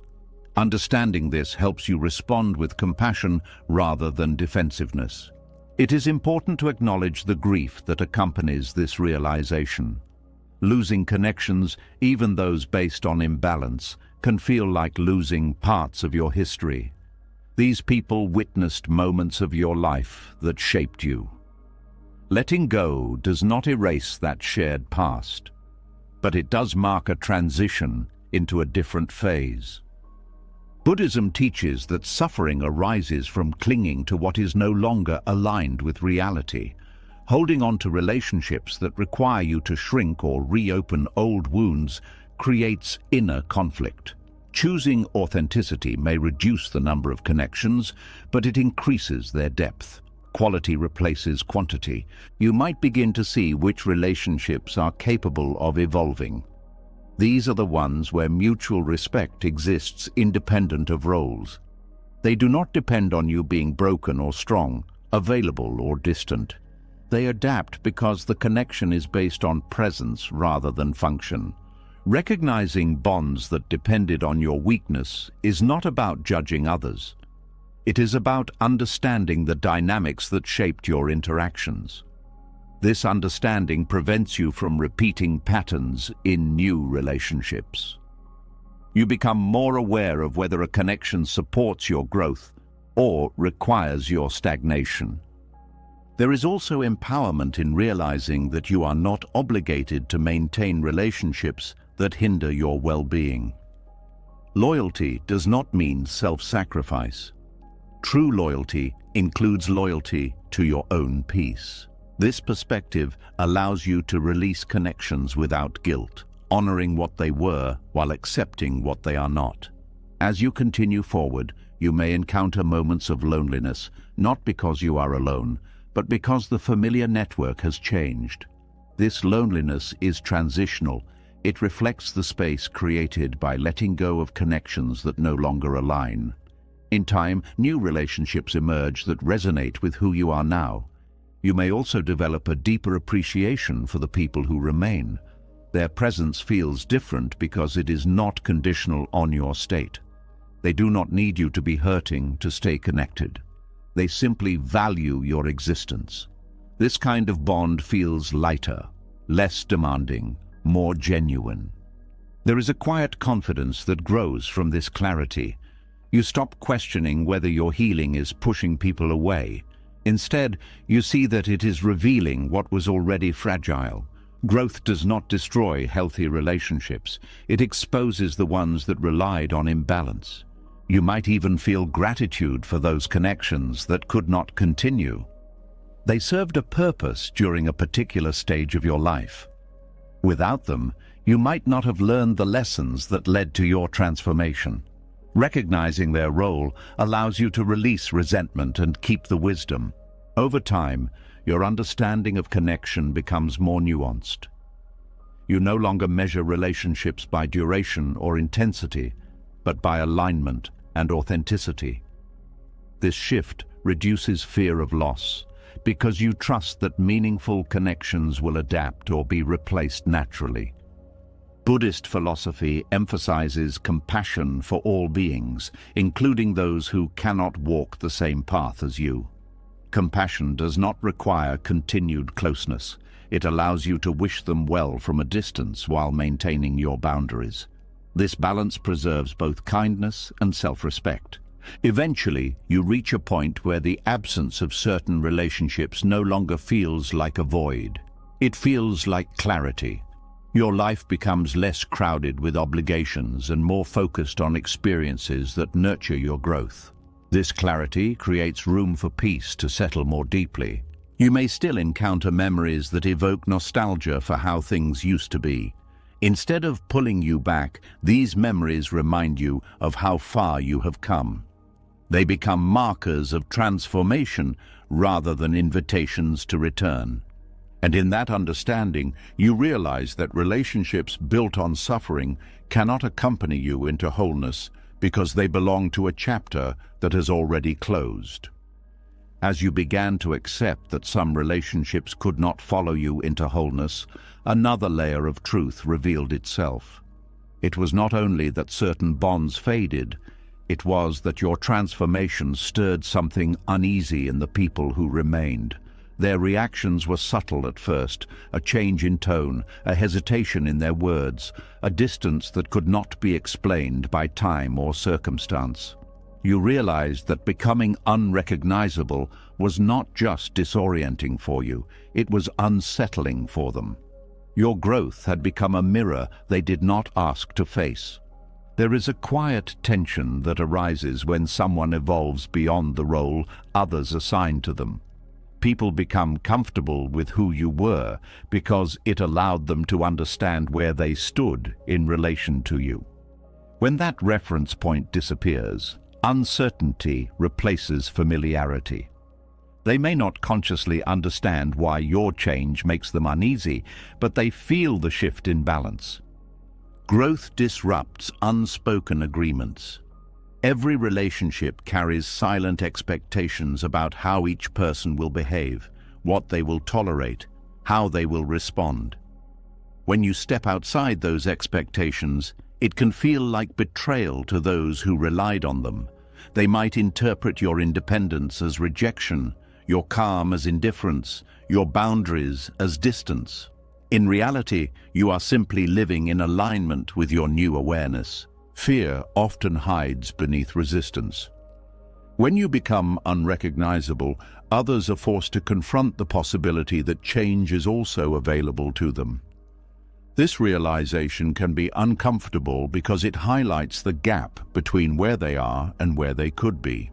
Instead of addressing that discomfort internally, they may project it outward, framing your growth as unnecessary or excessive. Buddhist teachings emphasize that suffering arises from attachment to stability in a world that is constantly changing. People resist your transformation because it threatens their sense of stability. If you can change so deeply, then the permanence they rely on feels less secure. They may try to restore that stability by encouraging you to return to familiar behavior. You might hear phrases that sound supportive but carry an undertone of discomfort. Comments about how you used to be more fun, more available, more easygoing. These remarks are not always meant to diminish you, but they reveal nostalgia for the version of you that fit their expectations. Nostalgia can be comforting, but it can also prevent acceptance of who you are now. There is also fear of losing relevance. When your priorities shift, the activities or conversations that once connected you may fade. Others may worry that they no longer have a place in your life. Instead of expressing this vulnerability, they might criticize your new direction. Criticism becomes a shield against the anxiety of being left behind. Resistance can also come from misunderstanding. Transformation is often internal and gradual, invisible to those who are not experiencing it. Without context, your changes can appear sudden or irrational. People may question your decisions because they only see the outcome, not the process that led there. You may feel tempted to minimize your growth to reduce their discomfort. Pretending nothing has changed can seem like a way to preserve harmony. But this approach creates internal conflict because it requires you to deny your truth. Genuine peace cannot coexist with self-suppression.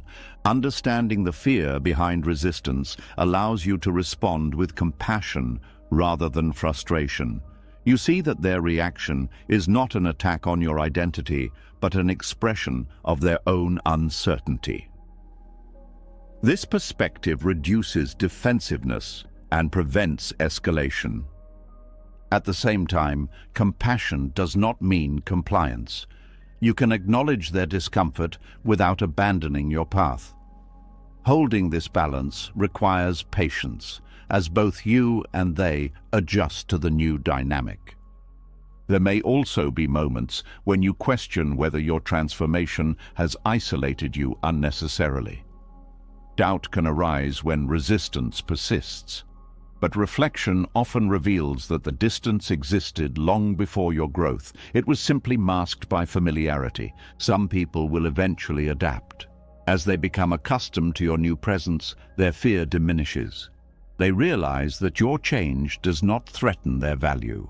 These relationships often deepen because they evolve from habit into conscious connection. Others may remain resistant because accepting your growth would require confronting their own stagnation. Letting go of these connections can feel painful, but it creates space for relationships that support your evolution rather than challenge it. Buddhist philosophy teaches that everyone moves along their path at their own pace. Expecting others to understand your transformation immediately creates unnecessary tension.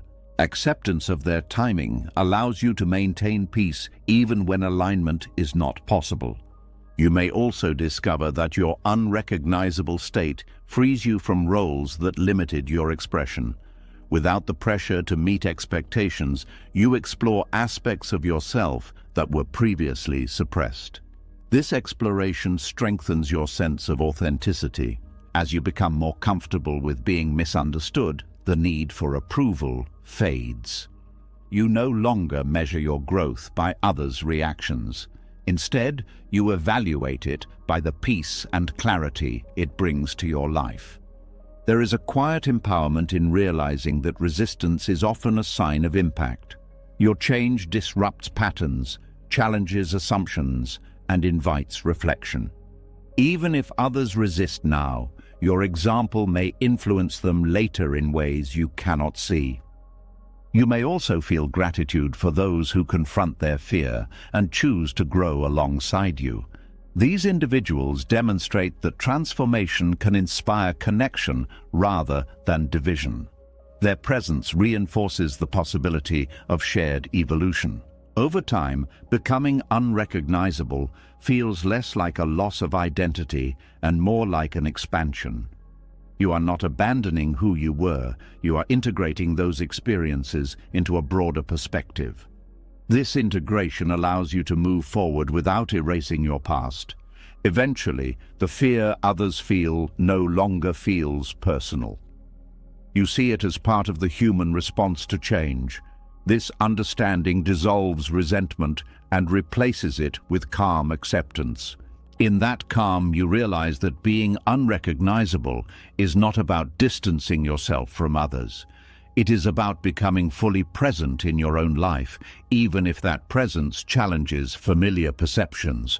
And from that place, you continue walking forward, knowing that those who are ready will meet you there, and those who are not will remain where they feel safest, each following their own path through the same changing world. As you made peace with the fear your transformation stirred in others, another realization slowly surfaced, quieter but just as profound. Even when people stopped resisting your growth, they did not necessarily update their understanding of you. They continued to speak to a version of you that no longer existed, referencing memories as if they were current facts. At first it felt strange, almost disorienting, as though you were being mistaken for someone else while standing in your own life. Then you began to see something deeper. People were not trying to misrepresent you. They were holding on to the version of you that made sense within their story. There is a subtle pain in recognizing that no matter how much you change, many people will remember you in simplified ways. Human memory does not capture complexity well. It reduces people to roles, moments, or impressions that were easiest to understand at the time. Someone might always see you as the shy one, the reliable one, the difficult one, the one who left, the one who stayed too long. These labels are not malicious. They are shortcuts the mind uses to navigate relationships. At first, you may feel an urge to correct these outdated perceptions. You want to explain who you are now, to update the narrative so it matches your current reality. This desire comes from a natural wish to be seen accurately. Being misunderstood can feel like invisibility, as if your growth has gone unnoticed. But trying to rewrite others' memories often leads to frustration, because memory is not a neutral record. It is shaped by emotion, perspective, and time. Buddhist teachings remind us that perception is filtered through each person's conditioning. The way someone remembers you says as much about their experience as it does about your behavior. Their simplified version of you reflects what they needed you to be in their story. Accepting this does not mean agreeing with their interpretation. It means recognizing that you cannot control how you exist in someone else's mind. There is also freedom in letting go of the need to be remembered correctly. When you stop trying to manage your image in other people's memories, you reclaim energy that was tied to defending your identity. You no longer feel compelled to justify your decisions or clarify your intentions. Your focus shifts from being understood to being authentic. You may still feel moments of sadness when you realize that someone who once knew you deeply now relates to you through an outdated lens. It can feel like a quiet loss, not of the person themselves, but of the shared understanding you once had. This grief is natural. It reflects the human desire for connection that evolves with you. Over time, you begin to see that being remembered inaccurately does not diminish your present reality. The version of you that exists now is shaped by awareness, not by recollection. Your life is not confined to the stories others tell about you. It unfolds through your choices in the present. There is also humility in accepting that you remember others in simplified ways too. You may still see someone as they were during a particular period, even though they have changed since then. Recognizing this mutual limitation softens judgment and increases compassion. Everyone is navigating incomplete impressions of each other. You might notice that those who are willing to update their perception do so naturally without needing persuasion. They ask questions, observe and adjust their understanding through interaction. These relationships feel lighter because they allow space for evolution. Others remain attached to the past because it feels stable. Both responses are part of the human experience. Releasing the need to be remembered correctly also reduces the fear of misinterpretation. You no longer feel responsible for how your actions will be perceived in the long term. This freedom encourages honesty because you are not performing for future narratives. You act according to your values, rather than according to how you might be remembered. There is a deeper spiritual aspect to this acceptance. Buddhism teaches that the self is not a fixed entity, so the idea of a correct memory becomes less meaningful. Each moment you are slightly different from the last. Expecting others to capture that fluidity in memory is unrealistic. Recognizing this helps you detach from the illusion of a permanent identity. You may also discover that simplified memories serve a purpose. They allow relationships to continue without constant renegotiation of identity. While they can feel limiting, they also provide continuity. Understanding this dual role reduces resentment. As you continue to grow, you become less concerned with legacy in the conventional sense. Instead of wanting to be remembered accurately, you focus on living meaningfully. You trust that whatever impression remains will reflect something genuine, even if it is incomplete. There may be moments when someone's outdated perception collides with your current reality in a way that feels jarring. Instead of reacting defensively, you learn to respond with patience. You recognize that their memory is a snapshot from another time, not a judgment on your present self. Letting go of the need to correct every misunderstanding also protects your peace. Constantly clarifying your identity can become exhausting. Choosing silence in certain situations is not surrender. It is an acknowledgement that understanding cannot be forced. You begin to appreciate the quiet dignity of being known by your actions rather than by explanations. Those who engage with you in the present will form new impressions organically. Those who do not will hold on to their memories, and that is acceptable. There is also a sense of liberation in knowing that you are free to evolve without needing to update everyone.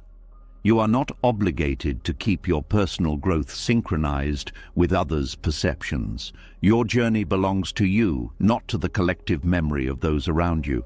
Eventually, the discomfort fades, replaced by a calm acceptance that your identity exists beyond recollection. You carry your truth within you, independent of how it is remembered. This independence creates a deeper stability because it is not tied to external validation. You may even find gratitude for the versions of you that live in others' memories. They represent chapters of your life that shaped you, even if they no longer define you. Honoring those chapters without being confined by them reflects maturity. As you move forward, you become more present in each interaction, aware that memories are being formed but not attached to how they will be interpreted later. This presence allows you to engage fully without anxiety about permanence. In time, you realize that the desire to be remembered correctly was another form of clinging to identity. Releasing it aligns you with the fluid nature of existence. You stop trying to control the narrative and start living the experience. And in that release, there is a quiet peace that comes from knowing that who you are now does not depend on how you are remembered, only on how deeply you are awake to the life unfolding in front of you. As you loosened your grip on how you are remembered, another layer of freedom quietly revealed itself. You began to notice how much of your energy had once been spent trying to correct misunderstandings, clarifying intentions, defending decisions, explaining who you really were. Without that effort, there was suddenly more silence in your life. Not the empty kind, but the peaceful kind that does not demand constant response. In that silence, you discovered that not every false perception needs to be dismantled for you to live truthfully. It can feel deeply uncomfortable to know that someone holds an inaccurate view of you and to do nothing about it. The instinct to correct is strong because misunderstanding feels like injustice. It creates a tension between who you are and who they think you are. The mind wants to restore alignment, to close the gap, to make reality visible. But spiritual maturity begins when you realize that alignment with your own truth matters more than alignment with every external perception. There is a quiet strength in allowing misunderstanding to exist without resistance. It does not mean you agree with it. It means you no longer feel threatened by it. You recognize that people interpret reality through their own experiences, fears, and expectations. Their perception of you is shaped by their inner world, not just by your actions. Trying to control that perception becomes an endless task because you cannot rewrite another person's conditioning. Buddhist teachings emphasize the concept of right effort, using energy wisely rather than compulsively. Correcting every false perception is exhausting because it assumes responsibility for something that cannot be fully managed.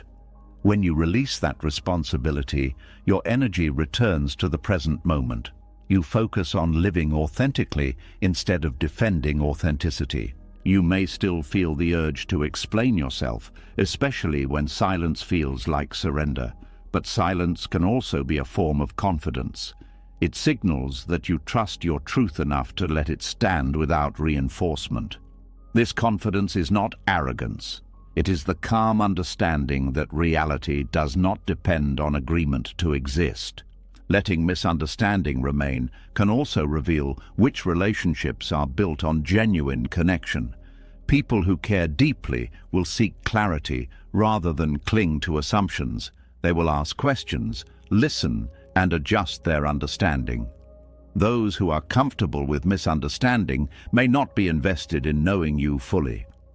Recognizing this distinction helps you decide where to direct your attention. There is also compassion in this acceptance. When you stop trying to correct everyone, you acknowledge that each person is navigating their own challenges.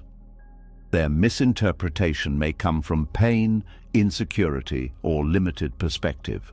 Understanding this reduces the impulse to take it personally. Choosing peace over correction does not mean abandoning boundaries. If a misunderstanding leads to harmful behavior, addressing it may be necessary, but when it is merely an inaccurate opinion, silence can be a healthier response. You conserve energy for what truly matters, rather than engaging in debates that change nothing. You might notice that your inner state becomes more stable when you stop reacting to misperceptions. Emotional fluctuations decrease because your sense of self is no longer tied to others' approval or understanding. This stability creates a foundation for deeper peace. There is also a subtle liberation in not needing to perform clarity. You do not have to craft perfect explanations or anticipate counter-arguments. You are free to exist without rehearsing conversations in your mind. This mental quiet allows creativity, insight, and calm to emerge. Over time, you may even see misunderstanding as neutral rather than negative. It becomes part of the diversity of human perception, not a problem to solve. This shift reflects a broader acceptance of imperfection in relationships and communication. Buddhism teaches that suffering often comes from attachment to being right. Letting misunderstanding exist releases that attachment. You no longer need to prove your perspective to feel secure. Your peace comes from alignment with your values rather than validation from others. You may also discover that some misunderstandings dissolve on their own. As time passes and your actions remain consistent, perceptions adjust naturally. This organic change is more sustainable than forced correction because it arises from observation rather than argument. There can still be moments when misunderstanding stings, especially if it comes from someone you care about. In those moments, you learn to comfort yourself instead of seeking immediate resolution. Self-compassion becomes the bridge between hurt and acceptance. Allowing misunderstanding also protects you from the cycle of overexposure. Constantly explaining your inner world can make you feel drained and vulnerable. Keeping certain experiences private preserves your emotional energy and maintains a sense of personal space. You begin to see that peace is not the absence of conflict, but the absence of inner struggle. When you stop fighting perceptions, your mind relaxes. The need to monitor how you are seen fades, replaced by attention to how you are living. This maturity also deepens your empathy for others. You recognize how often people are misunderstood themselves, how much pain arises from the desire to be seen accurately. Instead of adding to that tension, you contribute calm by accepting imperfection in understanding. As you continue, you may notice that conversations become lighter because you are not trying to steer them toward clarity. You engage naturally, responding to what is present rather than correcting what is past. This ease improves communication more than defensive explanations ever could. Eventually, the idea of being misunderstood loses its power. It becomes just another aspect of human interaction, like differences in taste or opinion. You do not need everyone to see you the same way to feel complete. In that acceptance, you experience a deeper form of freedom, the freedom to live without constant self-justification. Your actions become expressions of your values rather than reactions to perception. And from that place, peace feels less like something you have to maintain and more like something that naturally arises when you stop fighting battles that were never yours to win. As you learn to let misunderstanding exist without disturbing your peace, you began to notice another quiet shift happening inside you. It was not about how others saw you anymore. It was about how you saw your own future. Goals that once felt urgent no longer carried the same emotional charge. Plans that once defined your direction now felt distant, like ideas belonging to someone you used to be. At first, this change was unsettling. You wondered if you had lost motivation, if something inside you had gone quiet in a way that meant you were drifting without purpose. But slowly, a different understanding began to form. The silence was not emptiness. It was space being cleared for something new. There is a unique kind of confusion that arises when old dreams stop speaking to you. These dreams were once anchors. They gave you direction, identity, and a reason to endure difficulties. Letting them fade can feel like losing a map while still being in motion. You may question whether you are abandoning your potential or betraying the person who once believed so strongly in those goals. Much of this discomfort comes from the belief that ambition must remain constant to be valid. Society often treats changing direction as weakness or inconsistency.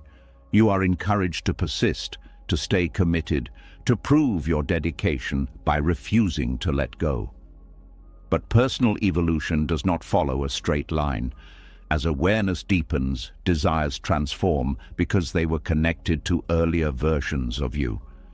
Buddhist teachings emphasize impermanence not only in external circumstances, but in internal motivations. What once inspired you may lose relevance as your understanding of life expands. This shift is not failure, it is alignment with a deeper perspective. Holding on to outdated ambitions can create suffering because it forces you to pursue something that no longer reflects your truth.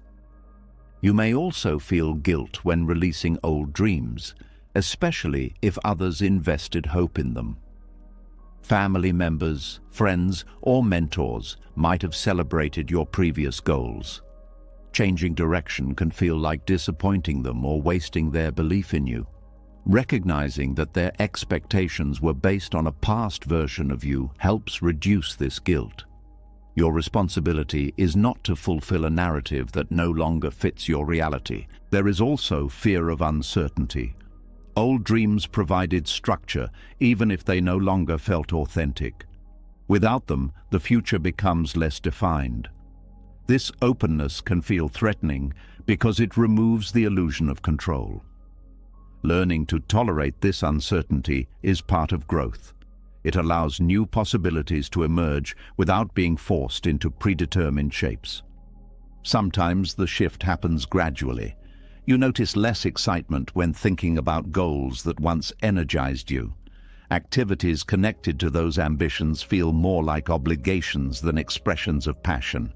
You might continue out of habit, hoping the enthusiasm will return, but the disconnection persists. Accepting this disconnection is the first step toward redefining your path. You may also discover that your values have changed.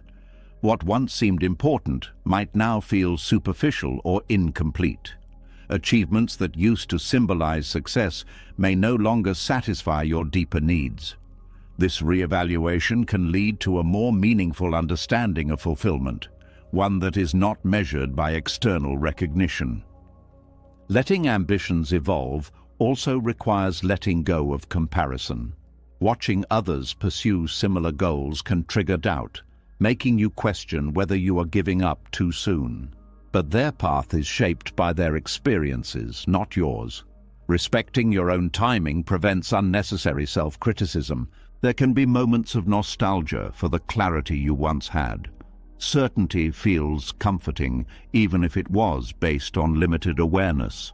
Accepting that clarity can change allows you to appreciate past ambitions without clinging to them.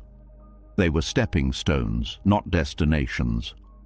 Buddhism teaches that attachment to outcomes creates suffering. When you release attachment to specific dreams, you open yourself to the possibility that fulfillment may come from unexpected directions. This openness does not mean passivity. It means engaging with life without rigid expectations. You may find that new interests emerge quietly, without the intensity of your previous ambitions. These interests feel lighter, less driven by pressure, and more by curiosity. Allowing them to grow at their own pace prevents them from becoming another rigid identity. There is also wisdom in recognizing that some dreams were motivated by a desire for validation rather than genuine passion. As you become less dependent on approval, those motivations lose power. What remains is a clearer sense of what truly resonates with you. This transition can feel lonely because others may not understand why you are changing course. They might encourage you to stay focused or remind you of how close you were to achieving your original goals. Their concern comes from familiarity, not from awareness of your inner transformation. Trusting your inner signals becomes essential. You learn to listen to subtle feelings of alignment or resistance rather than relying solely on logic. This intuitive guidance reflects a deeper connection to yourself. You may also experience a sense of relief as you release ambitions that were driven by obligation. Without the pressure to perform, your energy returns. You rediscover joy in simple activities that were overshadowed by constant striving. Over time, you realize that ambition itself can evolve from a desire to achieve into a desire to understand, contribute, or simply experience life more fully. This shift creates a more sustainable form of motivation because it is rooted in curiosity rather than competition. There is a quiet courage in allowing your direction to change without labeling it as confusion. Confusion implies a lack of clarity, but what you are experiencing is expansion. Your perspective has grown beyond the limits of your previous goals. You may also find that letting go of old dreams makes room for rest. Continuous striving can exhaust the mind and body. Pausing to reassess your path restores balance and prevents burnout. Eventually, new dreams may begin to form, not as urgent demands but as gentle invitations. They feel aligned with your current understanding rather than with external expectations. Pursuing them feels natural rather than forced. This process teaches you that identity is not defined by a single ambition. You are not limited to one purpose or direction. Your life can hold multiple chapters, each with its own focus. As you continue forward, the fear of drifting fades. You realize that you are not lost. You are transitioning. The absence of old dreams is not emptiness. It is the beginning of a new conversation between who you are and what life is asking from you now. And in that conversation, you find a different kind of clarity, one that does not rely on certainty but on trust in the unfolding path beneath your feet. As your old dreams loosened their hold and new possibilities began to form quietly in the background, another realization surfaced, one that felt more personal than any change in ambition. You began to see that it was not only your goals that were evolving. The way you had learned to exist in the world was changing too. Habits of speech, ways of reacting, the careful mask you wore in certain situations, all of it started to feel heavy, as if it belonged to a time when you needed protection more than authenticity. What once felt necessary now felt restrictive, and the shift was not dramatic. It was quiet, almost tender, like saying goodbye to a version of yourself that had done its job. There is a deep emotional complexity in recognizing that parts of your identity were built for survival rather than expression. Personas form when the environment feels unsafe, unpredictable, or demanding. You learn to become agreeable to avoid conflict, strong to avoid vulnerability, distant to avoid disappointment, or invisible to avoid scrutiny. These adaptations are not weaknesses. They are intelligent responses to circumstances that required caution. At the time they formed, these personas were acts of self-preservation. They allowed you to navigate situations that might have overwhelmed you otherwise. You may have been praised for them, encouraged to maintain them, or even relied on by others because they made you predictable. Over time, the persona can feel inseparable from who you are, even though it was originally a response rather than an essence. When awareness deepens, you begin to notice the difference between the self that reacts automatically and the self that observes quietly. The persona operates on habit. It anticipates danger even when none exists. It speaks before reflection, agrees before consideration, withdraws before connection. As your inner clarity grows, these responses start to feel unnecessary. The protection they offered becomes less relevant in a life that no longer requires constant defense. This transition can feel unsettling because letting go of a protective identity means facing the world without the armor that once kept you safe. Vulnerability replaces predictability. You may worry that without the persona, you will be exposed to the same pain that created it. But the circumstances have changed. You have changed. The skills you developed for survival can now be replaced with awareness, boundaries, and self-trust. Buddhist teachings speak about the illusion of a fixed self, emphasizing that identity is a collection of conditions rather than a permanent structure. The persona is one of those conditions. It arose from a specific context and dissolves when that context no longer dominates your life. Seeing this impermanence allows you to release the persona without feeling that you are losing yourself. There is also grief in this process. Even though the persona limited you, it also accompanied you through difficult times. It witnessed your struggles, protected your vulnerabilities, and allowed you to function when you felt fragile. Honoring it means acknowledging its role without clinging to it. Gratitude replaces resentment. You may find yourself reflecting on the moments when that identity served you well. Times when being strong prevented collapse, when being quiet prevented escalation, when being accommodating preserved peace. These memories help you understand that the persona was not false. It was context-specific truth. Letting it go does not erase those experiences. It integrates them into a broader understanding of who you are becoming. Instead of being defined by a single survival strategy, you develop flexibility. You can be open without being naive, assertive without being defensive, calm without being detached. This transformation often occurs gradually. You might notice yourself responding differently in situations that once triggered automatic reactions. A comment that would have made you retreat now meets calm curiosity. A conflict that would have provoked defensiveness now invites thoughtful dialogue. These shifts reflect the fading of the old persona and the emergence of a more authentic presence. Others may react to this change with confusion. They were accustomed to interacting with the protective version of you. Without it, the dynamic feels unfamiliar. Some may try to pull you back into your previous role because it is comfortable for them.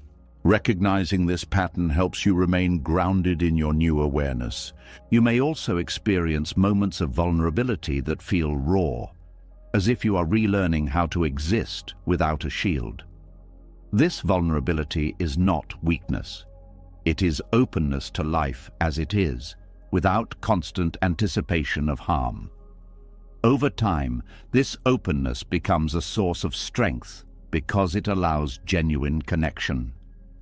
There is a quiet courage in choosing authenticity over safety. Safety can create stagnation if it prevents growth. Authenticity involves risk, but it also brings vitality. You feel more present, more engaged, less divided between who you are and who you pretend to be. Buddhism teaches that suffering arises from clinging to what is no longer necessary. Holding on to a protective identity beyond its usefulness creates tension because it conflicts with your current reality. Releasing it aligns you with the natural flow of change. You may discover new aspects of yourself that were hidden behind the persona. Interests, emotions, and perspectives that were suppressed begin to surface. This rediscovery can feel like meeting yourself again, but without the constraints that once defined you. As you continue, self-trust grows. You realize that you do not need a fixed identity to navigate the world. Awareness itself becomes your guide. You respond to situations based on presence rather than habit, allowing for more nuanced and compassionate interactions. There is also freedom in no longer carrying the weight of maintaining a role. Performance requires constant monitoring of behavior to ensure consistency. Without it, your energy becomes available for creativity, reflection, and genuine connection. You may still encounter situations where the old persona tries to reappear, especially under stress. Recognizing it without judgment allows it to pass without regaining control.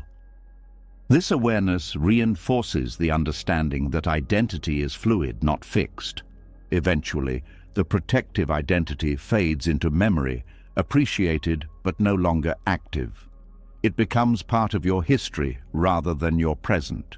You carry the wisdom it gave you without being confined by its limitations. In that quiet transition, you realize that the persona did not die in vain. It completed its purpose and stepped aside to make room for a self that no longer needs constant protection.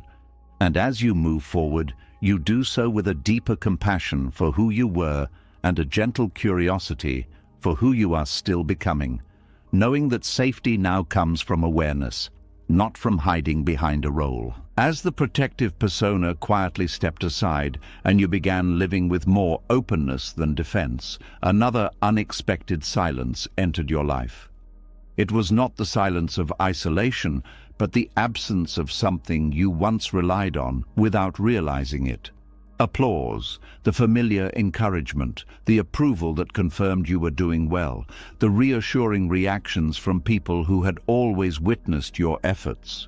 Without it, your progress felt strangely invisible, as if you were moving forward in a space where no one was keeping score. At first, this absence created doubt. You wondered if you were still on the right path, or if you had drifted so far that no one could follow. But slowly, a different realization began to take shape. Maybe the journey was never meant to be validated by the same voices forever. There is a deep discomfort in learning to walk without the applause of familiar people. For much of your life, encouragement served as fuel. It told you that your efforts mattered, that your direction made sense, that you were not alone. When that feedback disappears, motivation can feel fragile. You may question whether your growth is real or whether it only existed in response to recognition. This discomfort reveals how much validation shapes identity. Praise creates a sense of belonging, a feeling that your choices align with expectations. Without it, you face a more personal question. Would you still pursue this path if no one noticed? This question is not meant to discourage you. It is meant to reveal whether your motivation comes from within or from approval. Buddhist teachings often describe the danger of attachment to praise and blame. Both create dependency on external conditions. When you rely on approval, your sense of worth fluctuates with others' reactions. Learning to walk without applause breaks that dependency, allowing you to act from conviction rather than from expectation. At first, this independence can feel lonely. Familiar people may not understand your new direction, or they may simply be occupied with their own lives. The absence of recognition does not necessarily mean they no longer care. It means your path has become more personal, less visible to those who are not walking it with you. You might notice moments when you feel tempted to share your progress just to receive reassurance. Posting achievements, hinting at struggles, seeking acknowledgement indirectly. These impulses are natural. They reflect the human need for connection. Recognizing them without judgment helps you understand the role validation once played. Self-trust begins when you learn to acknowledge your own effort without waiting for confirmation. This does not mean isolating yourself from others. It means developing an internal sense of direction that remains steady even when feedback is absent. You become your own witness. There is also courage in continuing when recognition is uncertain. Many meaningful changes happen quietly, without public milestones or visible results. The discipline required to persist without applause builds resilience. It teaches you to value the process rather than the response it generates. You may also discover that walking alone sharpens your awareness. Without the distraction of approval, you pay closer attention to your intentions. You ask yourself whether your actions align with your values rather than with expectations. This alignment creates a deeper sense of integrity. Over time, the absence of validation becomes less threatening. You realize that applause can be inconsistent, influenced by factors unrelated to your effort. Depending on it creates instability. Internal trust provides a steadier foundation because it is not subject to changing opinions. There can still be moments of doubt, especially when progress feels slow or invisible. In those moments, remembering why you started becomes essential. Your reasons anchor you when external encouragement is unavailable. You may also begin to appreciate the quiet freedom that comes from not performing for approval. Without the pressure to impress, you explore ideas and actions more honestly. Creativity expands because it is not constrained by fear of judgment. Buddhism teaches that true confidence arises from understanding rather than from comparison. When you stop measuring yourself against others' expectations, your confidence becomes calmer, less reactive. You do not need to prove your worth because you are no longer defining it through recognition. There is also compassion in recognizing that familiar people may not be able to applaud what they do not fully understand. Their silence is not always indifference. Sometimes it reflects distance from experiences they cannot relate to. Accepting this prevents resentment. As self-trust grows, you may find that you become less concerned with being seen. Visibility loses its urgency.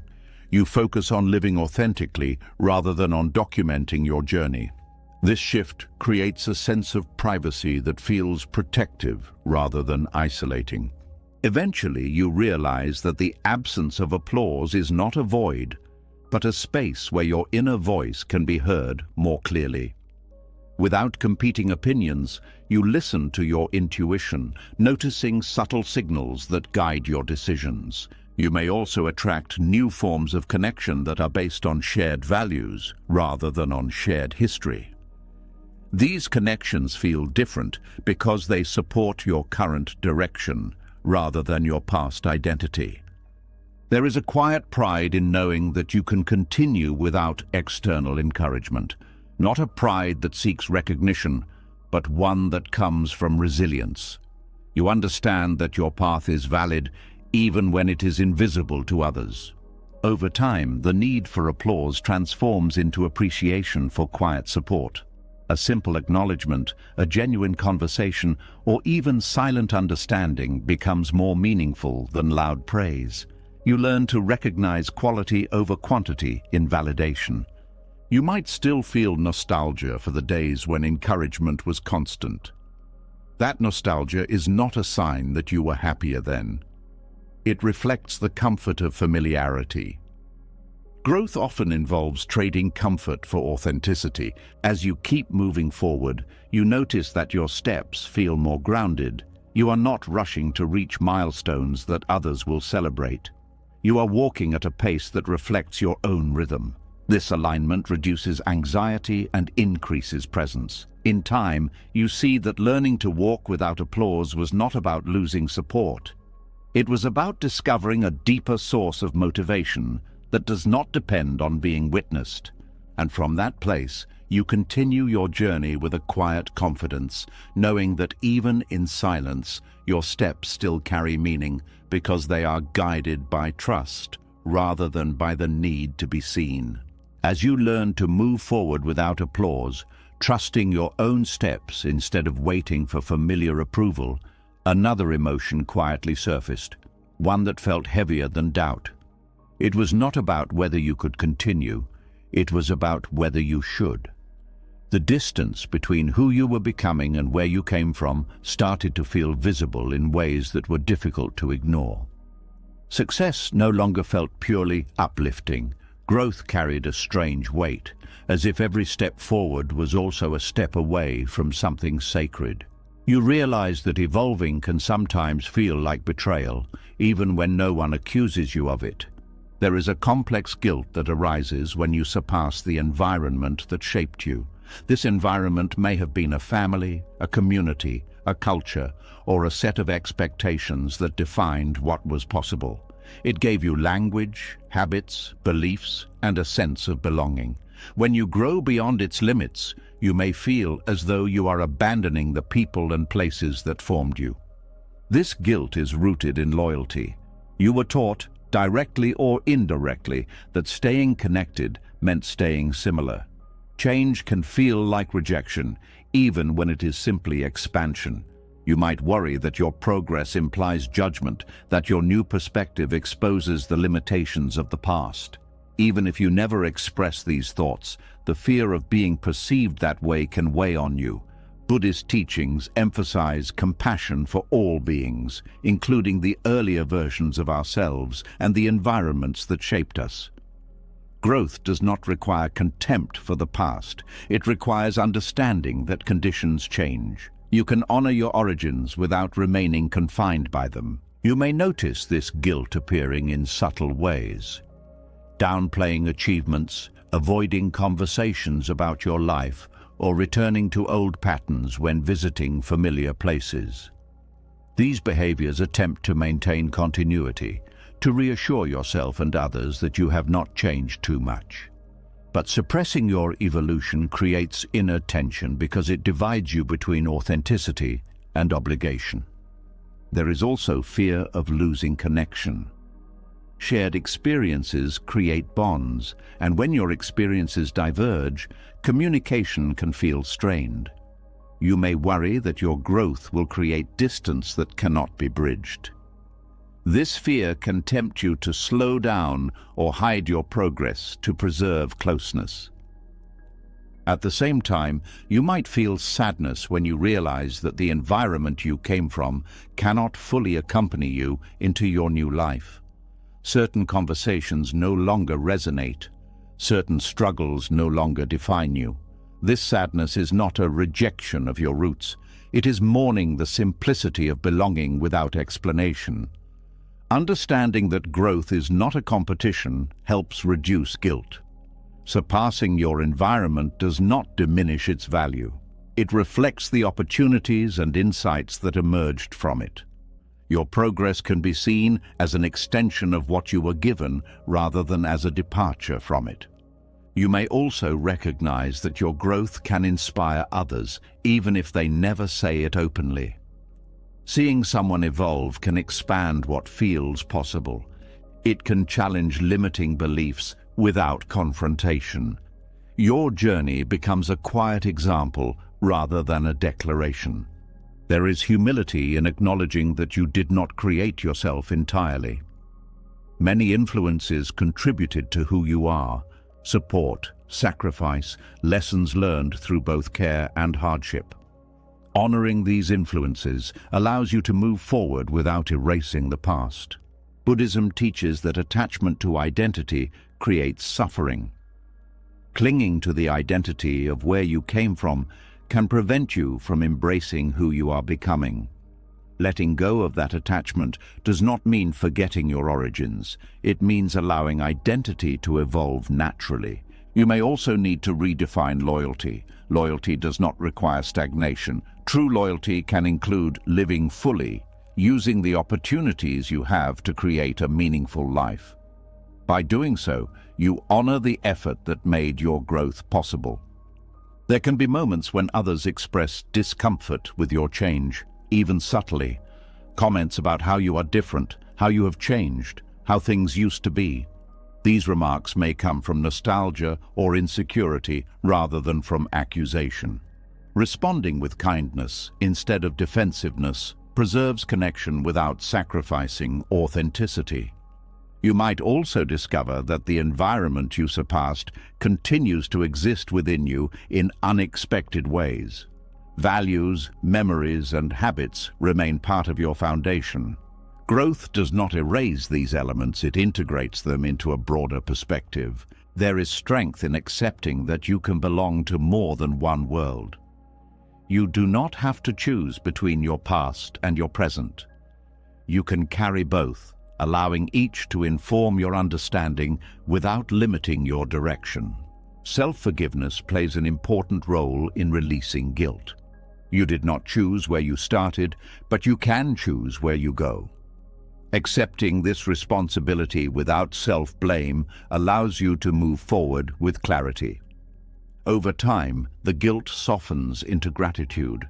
You see your origins not as chains, but as roots. Roots provide stability while allowing growth upward. They do not prevent expansion, they support it. You may also find ways to give back without returning to old limitations. Sharing knowledge, offering support, or simply maintaining connection can bridge the distance created by growth. Contribution replaces guilt as the way you honor where you came from. There is peace in recognizing that loyalty to your origins and loyalty to your evolution do not have to conflict. Both can coexist when you approach them with awareness rather than with fear. Eventually, surpassing your environment, feels less like leaving and more like continuing the journey that began there. Your path extends beyond its boundaries, but it remains connected to its influence. In that understanding, you realize that growth is not disloyalty. It is the natural unfolding of potential that was always present, waiting for the conditions that would allow it to emerge. And as you continue forward, you carry your origins with quiet respect, not as a weight that holds you back, but as a foundation that helped you stand tall enough to see farther than you ever could before. As the guilt of surpassing your origins softened into gratitude, you began to notice something even more intimate than distance from the past. It was not just the environment that had shaped you. It was the invisible patterns you carried within you, habits of thought and emotion that formed long before you had the awareness to question them. These patterns once felt like personality, like destiny, like something permanent. But now, in quiet moments of reflection, you could see them loosening their grip.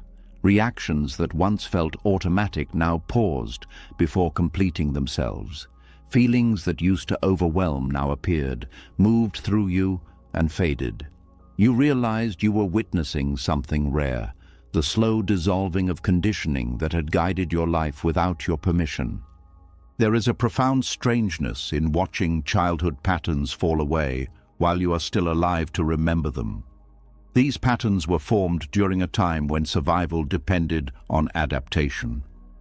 You learned how to gain approval, how to avoid punishment, how to anticipate moods, how to silence your own needs to maintain harmony. They were not conscious choices. They were strategies developed in a world where you had little control. Because they formed early, these patterns often operate beneath awareness. They shape your responses to authority, intimacy, conflict, and failure. You may find yourself reacting with fear when none is warranted, seeking reassurance when you are already capable, apologizing even when you have done nothing wrong. For years, these reactions feel natural, as if they are part of your identity. Awareness changes this relationship. When you begin to observe your thoughts and emotions without immediately acting on them, you create space between stimulus and response. In that space, you see the pattern before it takes over. The anger that once exploded now reveals itself as fear. The withdrawal that once felt protective now appears as avoidance. This clarity does not come all at once. It unfolds gradually, through repeated moments of noticing. Buddhist teachings emphasize mindfulness as a way to see reality clearly. When applied to conditioning, mindfulness becomes a mirror that reflects the origins of your behavior. You start to recognize which reactions belong to the present and which are echoes of the past. This distinction weakens the automatic power of old patterns. There can be grief in this process. Recognizing how much of your life was shaped by fear or insecurity can feel overwhelming. You may mourn the years spent reacting instead of choosing. But this grief is also healing because it acknowledges the child who had to adapt in order to survive. You might also feel compassion for that earlier version of yourself. Instead of judging your patterns as flaws, you see them as intelligent responses to circumstances beyond your control. This compassion softens resistance and allows change to happen without self-criticism. As conditioning dissolves, you may notice new possibilities emerging. Situations that once triggered anxiety now invite curiosity.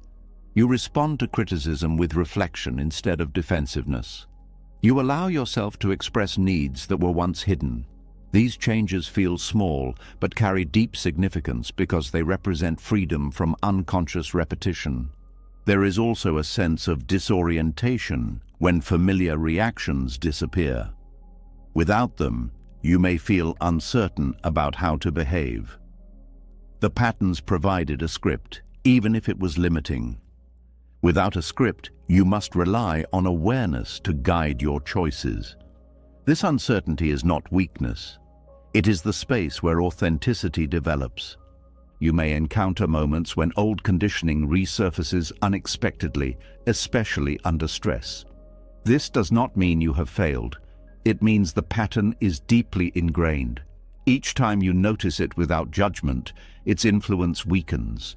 Awareness itself becomes the mechanism of change. Buddhism teaches that suffering arises from attachment to illusion. Conditioning creates the illusion that your reactions are inevitable. Seeing through this illusion reveals the possibility of responding differently. You are no longer bound by the past in the same way. There can also be a quiet joy in realizing that you are not fixed. Identity becomes fluid rather than predetermined. You experience yourself as a process rather than as a set of traits. This perspective reduces fear of change because you understand that transformation is natural. Relationships may shift as your patterns dissolve. People who were accustomed to your old responses may feel confused by your new ones. You might set boundaries where you once complied, speak honestly where you once stayed silent, remain calm where you once reacted intensely. These changes redefine the dynamics of interaction. You may also develop greater empathy for others who are still guided by conditioning. Recognizing your own patterns helps you see theirs without judgment. You understand that everyone is navigating invisible influences from their past. There is a growing sense of responsibility that accompanies awareness. Once you see your patterns clearly, continuing to act unconsciously feels less acceptable. You become more intentional about how you speak, how you respond, how you treat yourself and others. Over time, you realize that dissolving conditioning does not erase your past. It integrates it. You carry the lessons without being controlled by them. Your childhood becomes a chapter rather than a blueprint. You might find yourself revisiting memories with new understanding. Situations that once felt confusing now make sense in the context of survival. This reinterpretation can bring closure and forgiveness both for yourself and for others. As awareness deepens, you experience moments of stillness where reactions simply do not arise. In these moments, you feel a quiet freedom, as if you are meeting life directly rather than through the filter of history. This freedom is not dramatic. It is subtle and steady. There is also humility in recognizing that conditioning may never disappear completely. New patterns can form if awareness fades. Maintaining mindfulness becomes a lifelong practice, not a final achievement. Eventually, witnessing patterns fall away feels less like losing parts of yourself and more like uncovering what was always there beneath the conditioning, a calm presence that does not depend on defense or approval. In that presence, you understand that you are not the child who had to adapt, not the patterns that formed in response to fear, not the reactions that once defined you. You are the awareness that sees them, learns from them, and gently releases them. And from that awareness, you step into each moment with a quiet confidence that comes from knowing you are no longer repeating the past automatically, but living consciously in a present that is finally your own. As the old patterns loosened and the past stopped dictating your reactions, a quiet space opened where certainty used to live. You were no longer controlled by who you had been, but you were not yet settled into who you were becoming. The familiar reference points disappeared. Decisions that once felt obvious now required deeper listening. You could not rely on the old scripts, yet the new ones had not formed. This in-between state felt strange, like standing on a shoreline where the land behind you is fading into mist while the horizon ahead is still unclear. It was not regression, it was transition. There is a unique disorientation that comes when identity begins to dissolve before a new one takes shape. For most of life, you move with a sense of continuity. Even when circumstances change, you still feel like the same person navigating them. But during deep transformation, continuity weakens. You may feel unfamiliar to yourself, as if your thoughts, preferences, and reactions belong to someone you are still getting to know. This uncertainty can be unsettling because identity provides stability. Knowing who you are gives you a sense of direction, a way to interpret experiences, a framework for choices. Without it, life can feel unstructured. You might question your decisions more than usual, wondering whether they reflect growth or confusion. Buddhist teachings describe this phase as part of awakening. When attachment to a fixed self loosens, the illusion of solidity dissolves. What remains is awareness without a clear narrative. This state is not emptiness in a negative sense. It is openness, a field of possibilities not yet defined. At first, openness can feel like loss. You may miss the confidence that came from certainty, even if that certainty was limiting. Familiar roles, beliefs, and goals provided orientation. Without them, you must navigate by intuition rather than by habit. You might notice changes in how you relate to time. The future feels less predictable because you are no longer following a predetermined path. Plans that once seemed essential now feel optional. This flexibility can be liberating, but it can also create anxiety because it removes the illusion of control. Relationships may also feel different.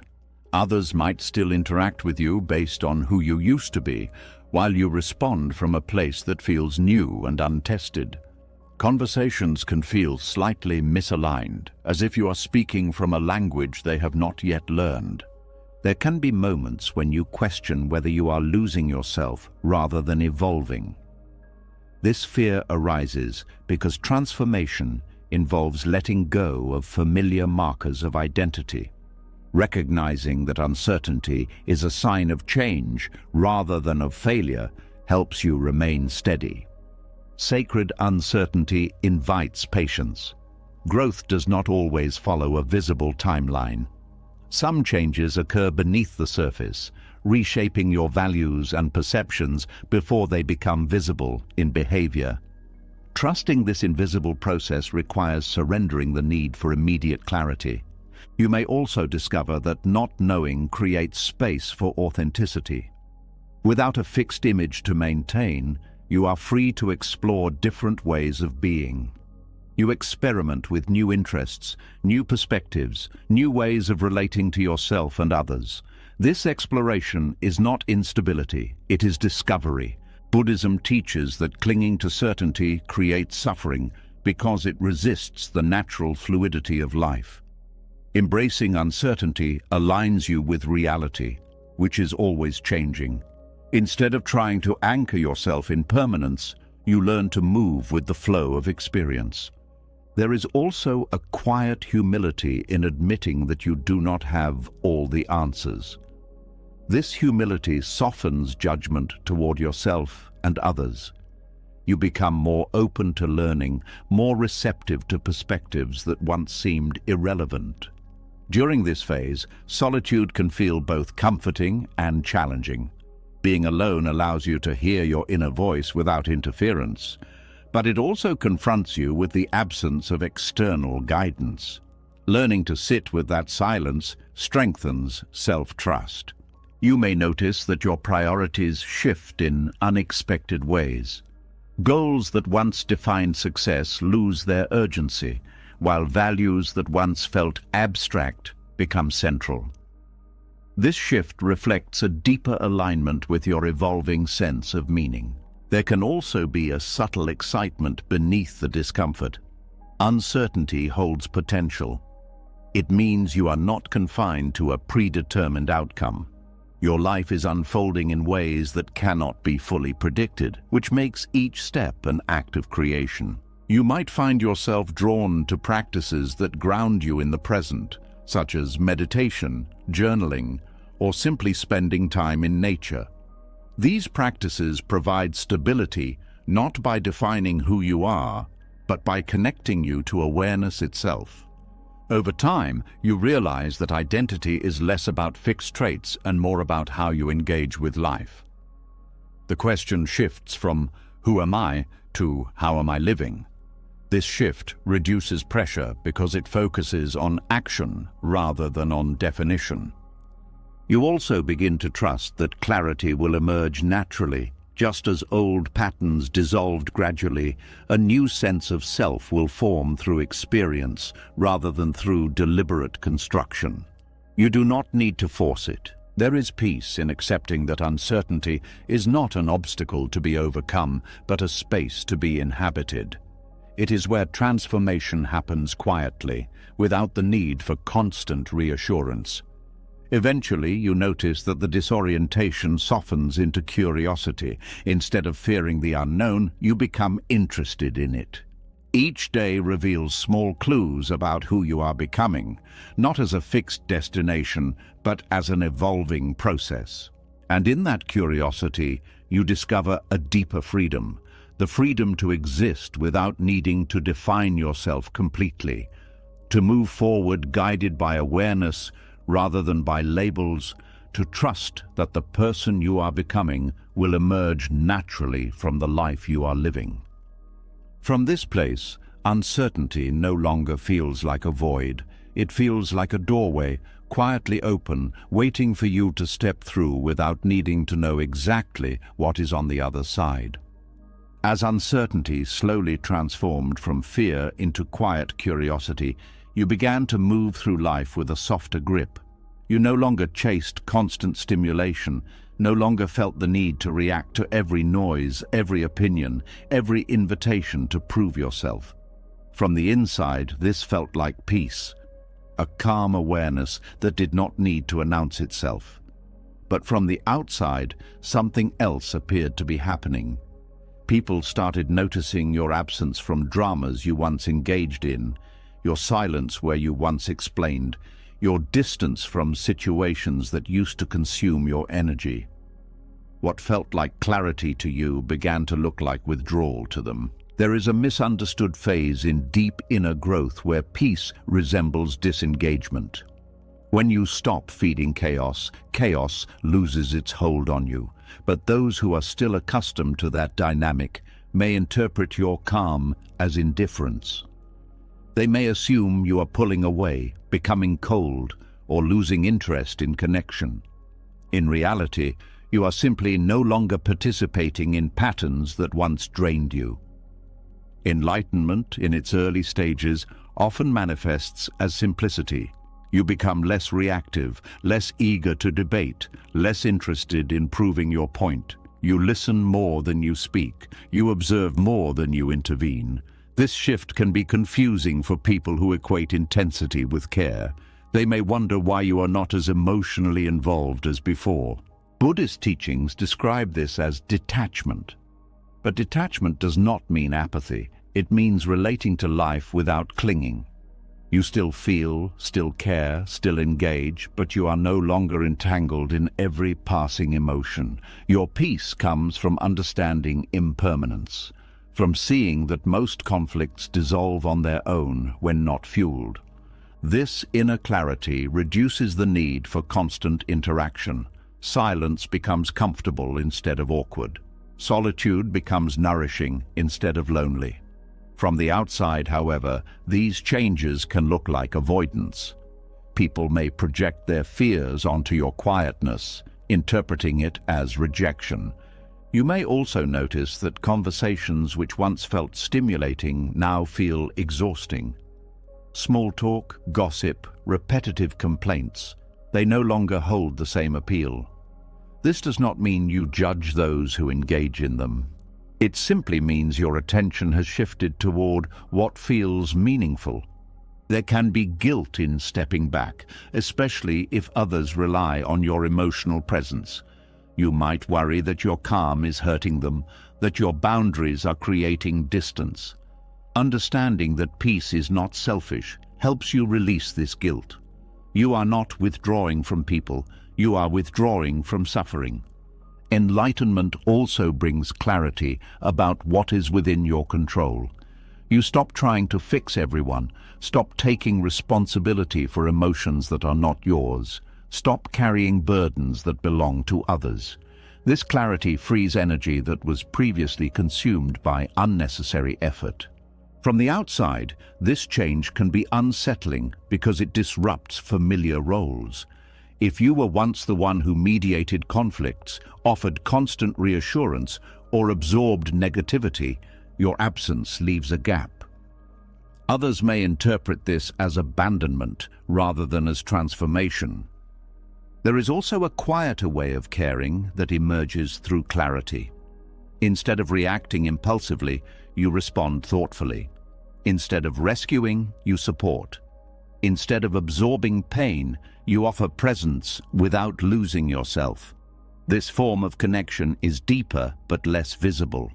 You may find that you become more selective about where you invest your energy, not out of superiority, but out of awareness that attention is finite. Choosing peace over participation in unnecessary conflict is an act of self-respect, not of detachment from humanity. Buddhism teaches the middle path, engagement without attachment. You are neither fully withdrawn nor fully immersed.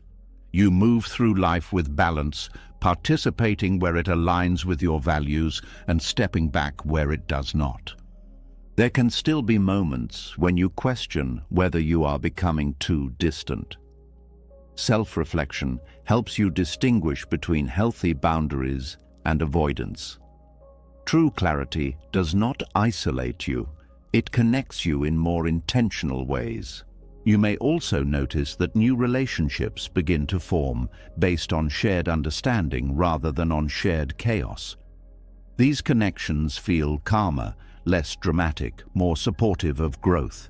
They reflect your new state rather than your old patterns. Over time, people who initially misunderstood your withdrawal may start to see its benefits. They may notice your steadiness, your ability to remain calm under pressure, your refusal to escalate conflict. Your peace becomes a quiet influence rather than a visible statement. There is humility in recognizing that enlightenment is not a final state, but an ongoing process. You continue learning, adjusting, deepening your understanding. Withdrawal is not the goal, clarity is. Withdrawal simply creates the space where clarity can develop. You may also discover that you re-engage with life in new ways. Activities that once felt overwhelming now feel manageable because you approach them without attachment. You participate without losing your center. The distance others perceive is often the absence of noise rather than the absence of care. Your presence becomes quieter but more grounded. You do not need to dominate conversations or reactions to feel connected. Eventually, you understand that enlightenment does not remove you from the world. It changes how you inhabit it. You are still here, still involved, but no longer entangled in every passing storm. And from that place of inner clarity, you continue forward with a calm that does not need to be explained, knowing that what looks like withdrawal from the outside is often the deepest form of presence from within, a steady awareness that remains even when everything else grows quiet.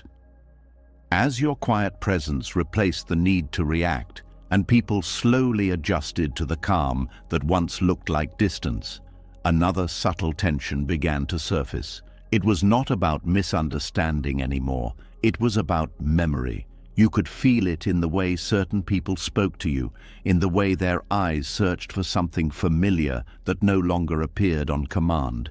They were not rejecting who you had become, they were missing who you used to be. Their nostalgia carried warmth, affection, and also a quiet pressure, the unspoken wish that you might step back into a version of yourself that felt easier for them to recognize. There is a deep emotional complexity in allowing people to miss the old you without returning to that identity. Nostalgia can feel like love because it remembers the shared moments, the laughter, the closeness that once defined your connection. When someone expresses that they miss who you were, it can touch something tender inside you. You may wonder if your growth has created distance that cannot be repaired, or if your change has cost you something precious. At the same time, you understand that returning to an old version of yourself would mean abandoning the awareness you worked hard to gain. The person they remember existed under different conditions, with different fears, different needs, different ways of coping. That identity served a purpose, but it cannot be revived without losing the progress that followed. Buddhist teachings emphasize impermanence as a fundamental truth. Everything changes, including personalities, relationships, and roles. Holding on to what once was creates suffering because it resists the natural flow of life. Allowing nostalgia to exist without clinging to it honors the past while remaining present. You may notice that people's memories often simplify who you were. They remember the parts that fit their experience, the humor, the openness, the availability, the vulnerability, while overlooking the struggles that accompanied those traits. Their nostalgia is not for your pain, only for the comfort your presence gave them. This realization can soften resentment. Instead of feeling pressured, you see their longing as a form of appreciation. They are expressing that your past presence mattered to them, even if they do not fully understand why it changed. There can still be moments when guilt arises. You may feel responsible for their sadness, tempted to recreate old behaviors just to ease their discomfort. Recognizing that each person must process change in their own way helps you resist this impulse. Your role is not to preserve others' comfort at the cost of your well-being. Allowing nostalgia without regression requires emotional maturity.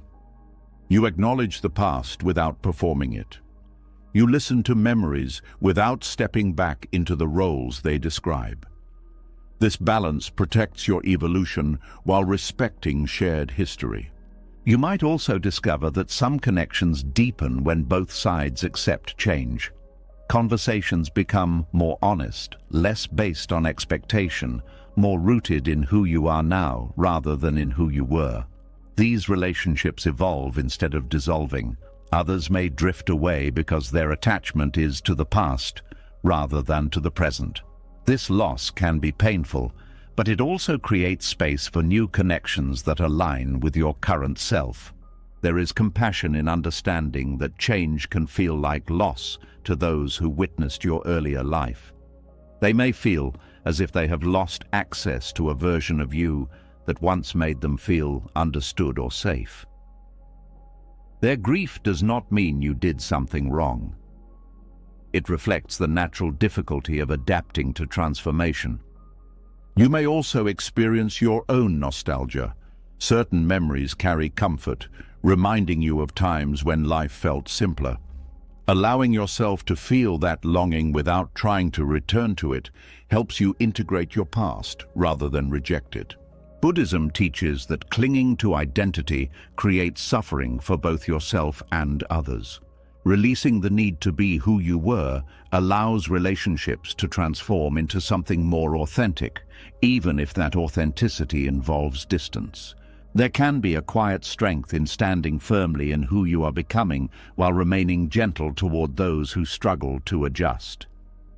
You do not need to argue, justify, or convince. Your consistency communicates more than explanations ever could.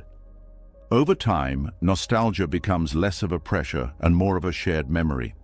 It no longer pulls you backward, it simply reminds you of the path you traveled to reach the present. You may find new ways to connect that honor, both the past and the present.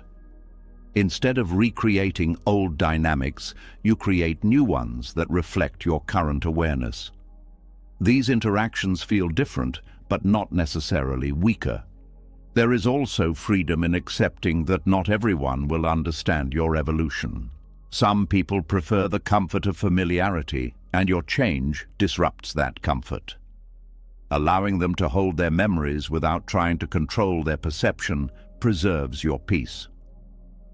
You begin to see that your responsibility is not to maintain continuity for others, but to live truthfully for yourself. This truthfulness becomes a quiet form of respect for your journey and for the authenticity of your relationships. Eventually, you realize that nostalgia and growth can coexist. The past remains part of your story, but it no longer defines your direction. You carry it as a memory, not as a destination. And in that understanding, you continue forward with a calm acceptance, allowing people to miss who you were while trusting that the ones meant to stay will learn to appreciate who you are now, not as a replacement for the past, but as the natural unfolding of a life that was never meant to remain the same. As you allowed people to hold their memories without returning to the person they remembered, something inside you began to relax in a way you had not expected. You realized how much energy had been spent trying to explain your changes, translating your inner shifts into words that others could understand, offering updates so no one would feel left behind. But the more you grew, the more exhausting this became. Some transformations were too subtle to describe. Some realizations lost their clarity the moment you tried to explain them. Slowly, you began to see that not every part of your journey needed witnesses. Some changes were meant to be lived quietly, without announcement. There is a profound peace that comes when you stop updating everyone about your inner world. For much of life, sharing feels like connection. You tell people what you are going through so they can understand you, support you, or validate your experience. But constant explanation can also create pressure, turning personal growth into something that must be justified or interpreted by others. When you release this obligation, your experiences regain their intimacy. You are no longer performing your evolution for an audience. You are simply living it. This shift can feel unfamiliar at first, because it removes the reassurance that comes from being understood. Yet it also removes the vulnerability of being misunderstood. Buddhist teachings often emphasize the value of silence, not as avoidance but as clarity. Words can distort experiences that are meant to be felt directly. By allowing your inner life to remain private, you protect its authenticity. You give yourself space to process without interference. You may notice that many conversations about personal growth invite comparison or advice that does not align with your path. People interpret your experiences through their own beliefs, offering solutions to problems you have already outgrown. Without intending harm, they can pull you back into perspectives that no longer resonate. Keeping parts of your journey private reduces this influence. You listen more to your own understanding rather than to external interpretations. This does not mean isolating yourself. It means choosing carefully when and with whom to share. There is also freedom in not needing to narrate your progress. Growth does not have to be documented to be real.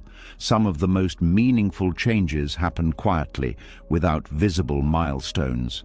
When you stop seeking acknowledgement, you allow these changes to unfold naturally. You may still share selectively, offering glimpses of your experience to those who can hold it with respect.